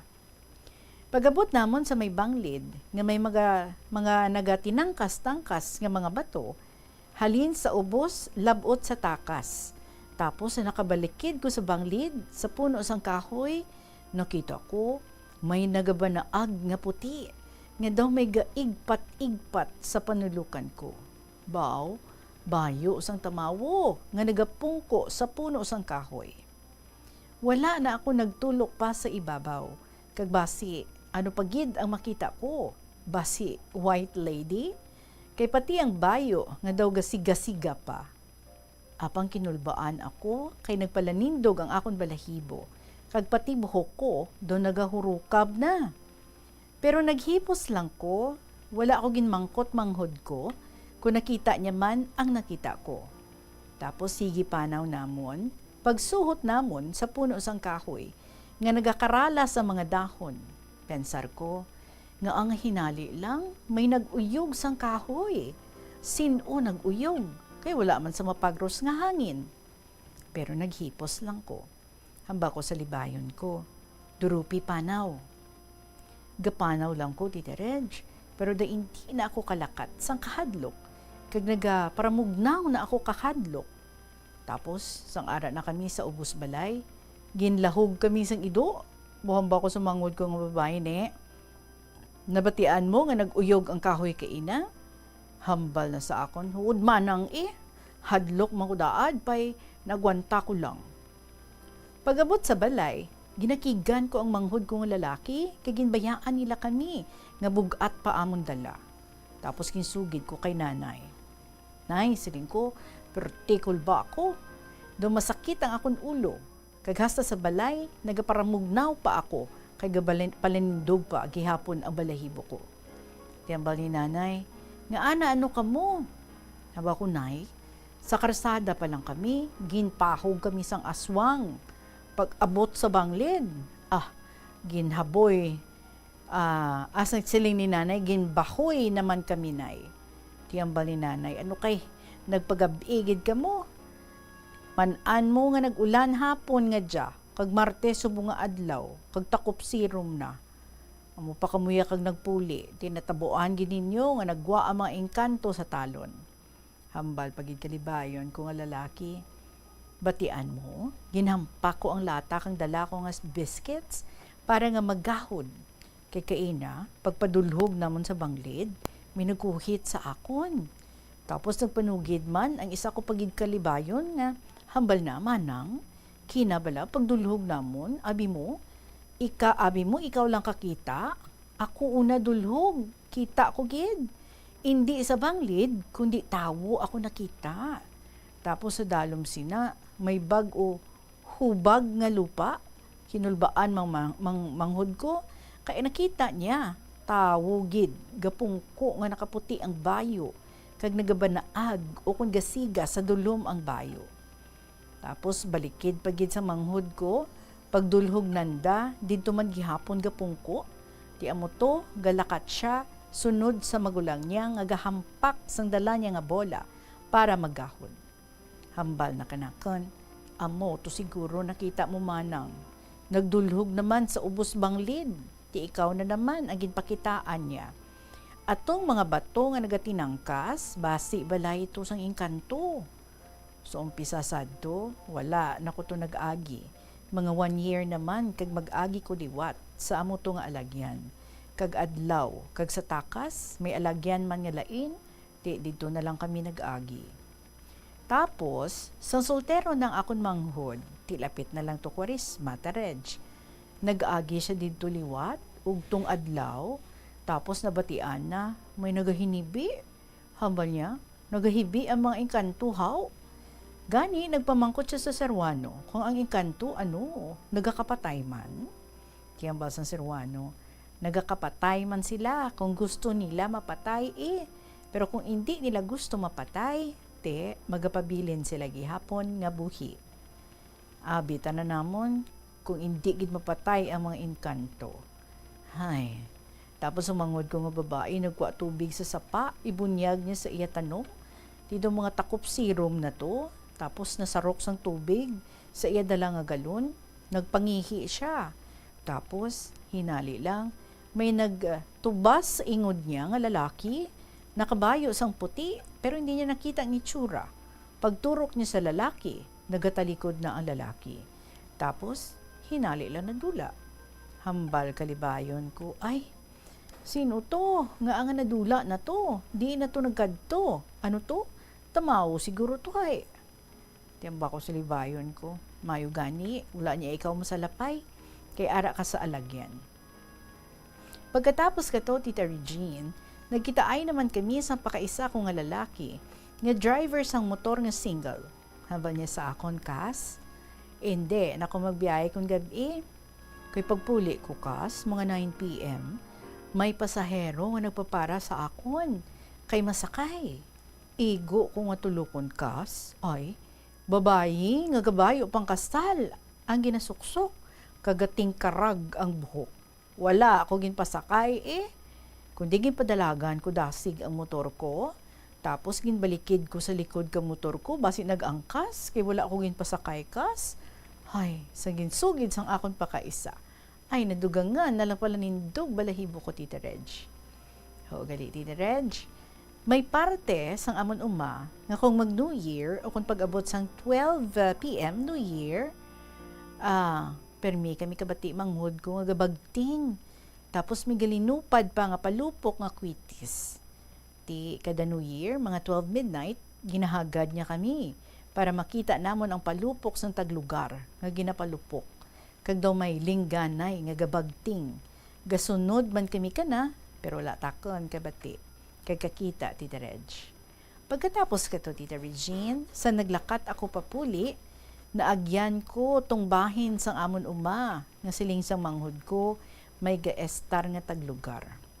Tapos pag-agi ko, 12 p.m., hinali lang, nabatian ko, may nagbagting. Mga 2 seconds gawa ang bagting, tinagkilag-kilag man ko, kundi into gabagting, hay didto gahalin sa bahin, nga siling isang manghod ko, te, hambal ko, may nag-i-star, gid man dira, kay batian ko mo. Tina Regine, hasta diri na lang ang akong sulat. Salamat gid madamo sa imong pagbasa sa akong malamig nga sulat. Kay gabay nga nakalingaw manini sa aton mga maukod nga mga tagpalamati, kay nagapalaminhod ng akong kamot kasulat Reg, kay pasmado na. Kag naagahan gid ko ba kag matapos ko ang akong sulat. So sa liwat, thank you and may the Lord bless you always, Tita Reg. Lovingly yours, Lavender Mom of 2nd District of Iloilo.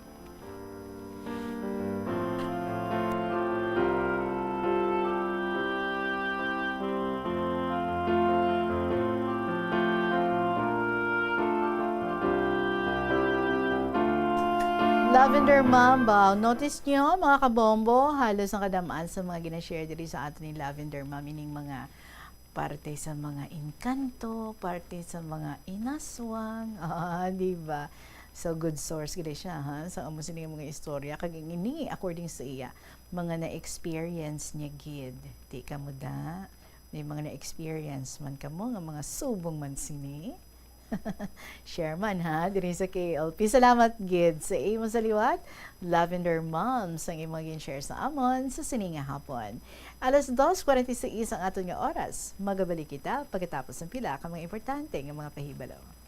The Farmers Bazaar, your traditional public market with the touch of Plazuela Dos, ang isa ka lugar nga gintukod sa tion kag sa kasagsagan sa COVID-19 pandemic nga may tinutuyo nga maghatag sa imo sang safe marketing experience. Subong nga ang COVID-19 hindi na gid man dako nga pamahog kag nagapakadto na kita sa next normal. Rest assured nga ang Farmers Bazaar will further evolve agud nga magpadayon sa paghatag sa inyo sing satisfying marketing experience. The Farmers Bazaar. Sa lower level, tara na pahamtang ang fish, poultry kag meat section para naman sa inyo mga kinahanglanon nga prutas, utang kag iban pa, magbisita sa upper level, pinaagi sa paggamit sa hagdanan o kon sa pagkadto direkta sa parking lot.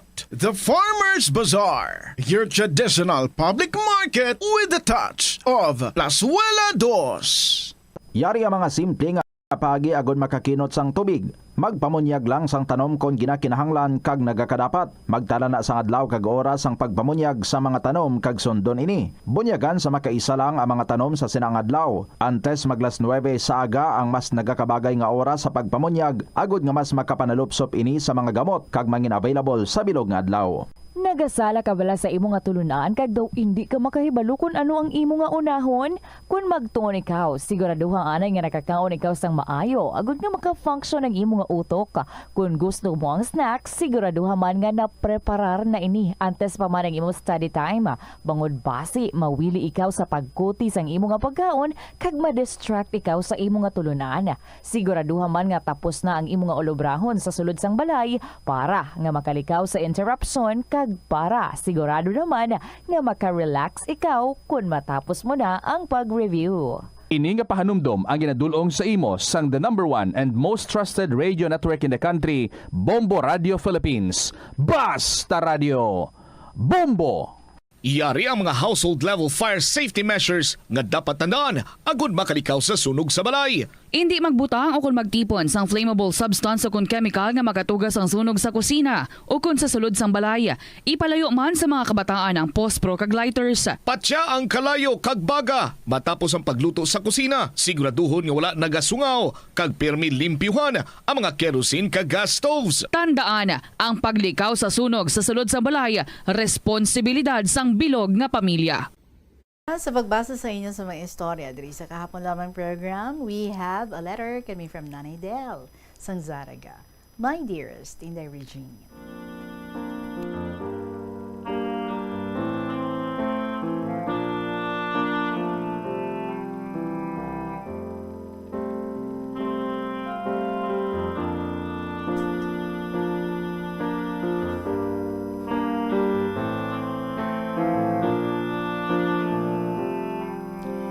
Inday Regine, kag sa mga brothers and sister writers ko, mga Bombo staff and avid listeners, Good afternoon to all. Things come when least expected, they say. In the Reg, that one early morning, si Gia, bali ang ako nga apo, she came home bringing a very, very good news. Nga ang iya nga magulang, sister niya nga babae, sister gani, no? Ako na iya. Will visit our residence to celebrate her graduation party. Oh, we are all excited and overjoyed. Yes, ang tanan nakahibalo nga si Janine, baling iya nga magulang nga babae, nag-graduate as nurse sa isa ka kolehiyo diri sa syudad sang Iloilo. So, ginbuksan ni Gia ang naka-fold niya tarpaulin nga nagasiling. Alin nga lang sang school, tapos may nabutang congratulations, Janine Gertrude L. Hiroche, Bachelor of Science in Nursing. This is Lucine Batch 2025. We are so proud of you.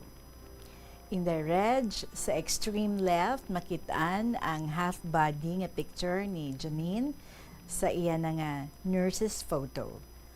Tapos nakasmile, so sweet. Tapos nangita si Gia sang best place para nga ihang ang amo nga tarpaulin. Gindekorahan niya ini with strips of gold and plenty of different colored balloons ka very attractive. Inday, we are so grateful and thankful for God's blessings. In the Regine, ang ining mga kabataan nga ini, they have their own way, their own art to please the old. Si Tita Bing, kag ako, took our seats and scrutinized every angle of the picture as well as the decor. Si Gia, after an hour of doing it with an assistant, wow, she finished it so quickly. Tapos it was done on the evening. Inday, everything done systematically, ang tanan nga mga kinahanglanon para sa pagkaon, ginpreparahan na sang sina nga gabi or ginprepare na. The following day, ginpatigang ang helper, duwa ka kaldero nga dalagko. At 10 a.m., ang kanon ready na sa table. Inday, sa akon lang nahibaluan, kanon lang gali ang akon himuson. Ang sudan, 3 gali ka lugar ang kuhaan. Nag-abot ang taga Banak. Is this Banak? Basi Banati, no? Damo-damo ang idala nila nga mga tambok, gid nga mga kasag, kag damo gid pasayan. Luto na. Wow, ang sarap. Dugay-dugay nag-abot ang mga taga-Haniway. Adto balasang last year nga gin healing in namon, ready to serve naman ang ilang nga food nga dala. Mga 10 trays naman nila, no, artistically gin-prepare sa table. And the last to arrive was the important character of the party, ang star of the night, which says, no, we are so proud of you. Welcome. So, halok diri, halok dito, greetings, greetings, greetings. So, in the Reg, ako yan nagahibi, tears of joy. Kaya balan mo, wala na ni sila father, ginkuha na sa mahal nga Ginoo. That's the saddest part. In the picture, bala sa altar, amo adto ang father nila. So, may he rest in peace. Happy Father's Day, Toto. Inday, it's 12 o'clock, high noon already. Kagang tanan, no, nagtindog na para sa pagpangamuyo. Si Tita Bing kag ako, nagtindog man to lead the prayer. Ay, Inday, hindi na kuya ko bukas ang akong nga baba. No word came out from my mouth. Inday, do naghibi or do nagsikip ang dughan ko. No sound could be heard. Si Tita Bing, nga ara sa akong kilid, siya na lang ang nag-lead sang prayer. And I just listened. Abi mo, Inday, wala gid ini matabo sa akon. But it happened for the very first time. They say, when the heart is full, the mouth cannot speak. So pagkatapos sa pagpangamuyo, everybody with full of smiles served the sumptuous food. So after lunch, ang taga-Haniway, amat-amat, nagbid goodbye, kay mapapasi pa sila. Ang taga-Banate, daginot man, mapasiti pa. Taga-Takas, Saro, nagpahapon-hapon anay. Inday, abi mo ang heat index sa tungation was 42 degrees Celsius. Wow. Dumakahaladlok magwa sa balay. Yes, the heat index was warm as our love for each other. Inday, wala na ma-invite ang mga cousins ko kay delayed na katama ang panyaga. So pila ka oras after, ang iban nga mga classmate nga mga nurses ni Janine nag-alabutan. They were served with gusto and felt they're entirely at home. Pagkatapos nila kaon, kadto sila tanan sa gazebo, tapos nagpulong ko, kag ang kada isa nagkanta sang ilang nga best song dedicated to their classmate, Janine.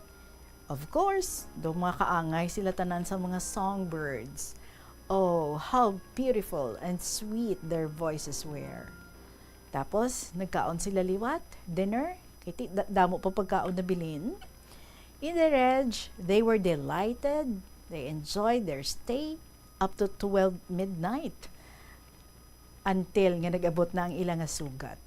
Again, they're full of energy, young at heart, no problem because they all received their ring hop and got ready for the coming board exam. So I hope for all of you, I pray for all of you, God bless. Binulagay kami with sweet memories and happy moments left behind.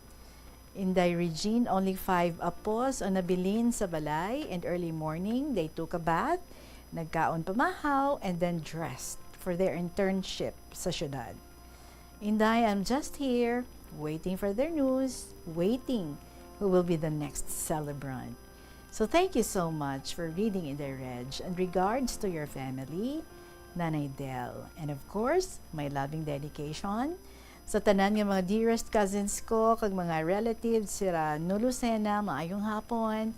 My beloved relatives and friends sa San Salvador, Banate. To all my dearest avid writers like Lola Amparing, Mia from Bingawan, Miss G, Student Mom, Mamin B, Lolo Dencio, Lolo Abraham, and all wonderful writers of KLP. I love you all. P.S. I will have my doctor's checkup this coming July. Hope everything will be fine. I love you all. Nanay Del.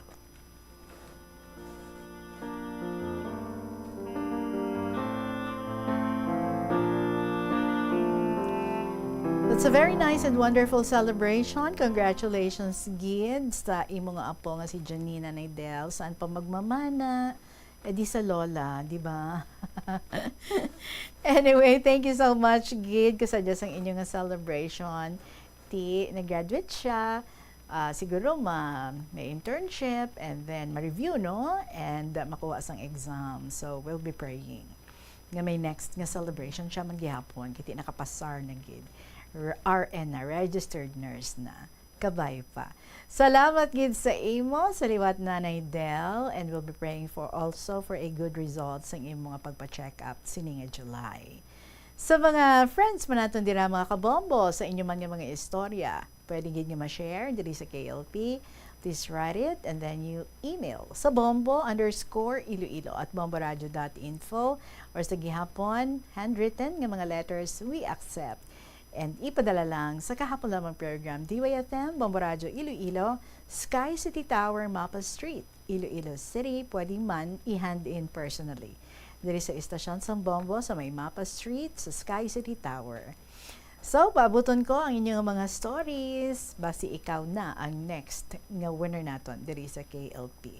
Magasunod na mga kabombo, ang mga paborito nyo naman nga mga dramas every afternoon, Tuyang Ermitanya, after sang KLP, pagasundan sa Provincial Jail, and ang Dear Diary. Kita naman, balik kay kita of course tomorrow. So madaming salamat sa inyo tanan, sa gihapon, ininyo alagad, si Tita Regine, para sa kahapon lamang program. Good afternoon, and God bless.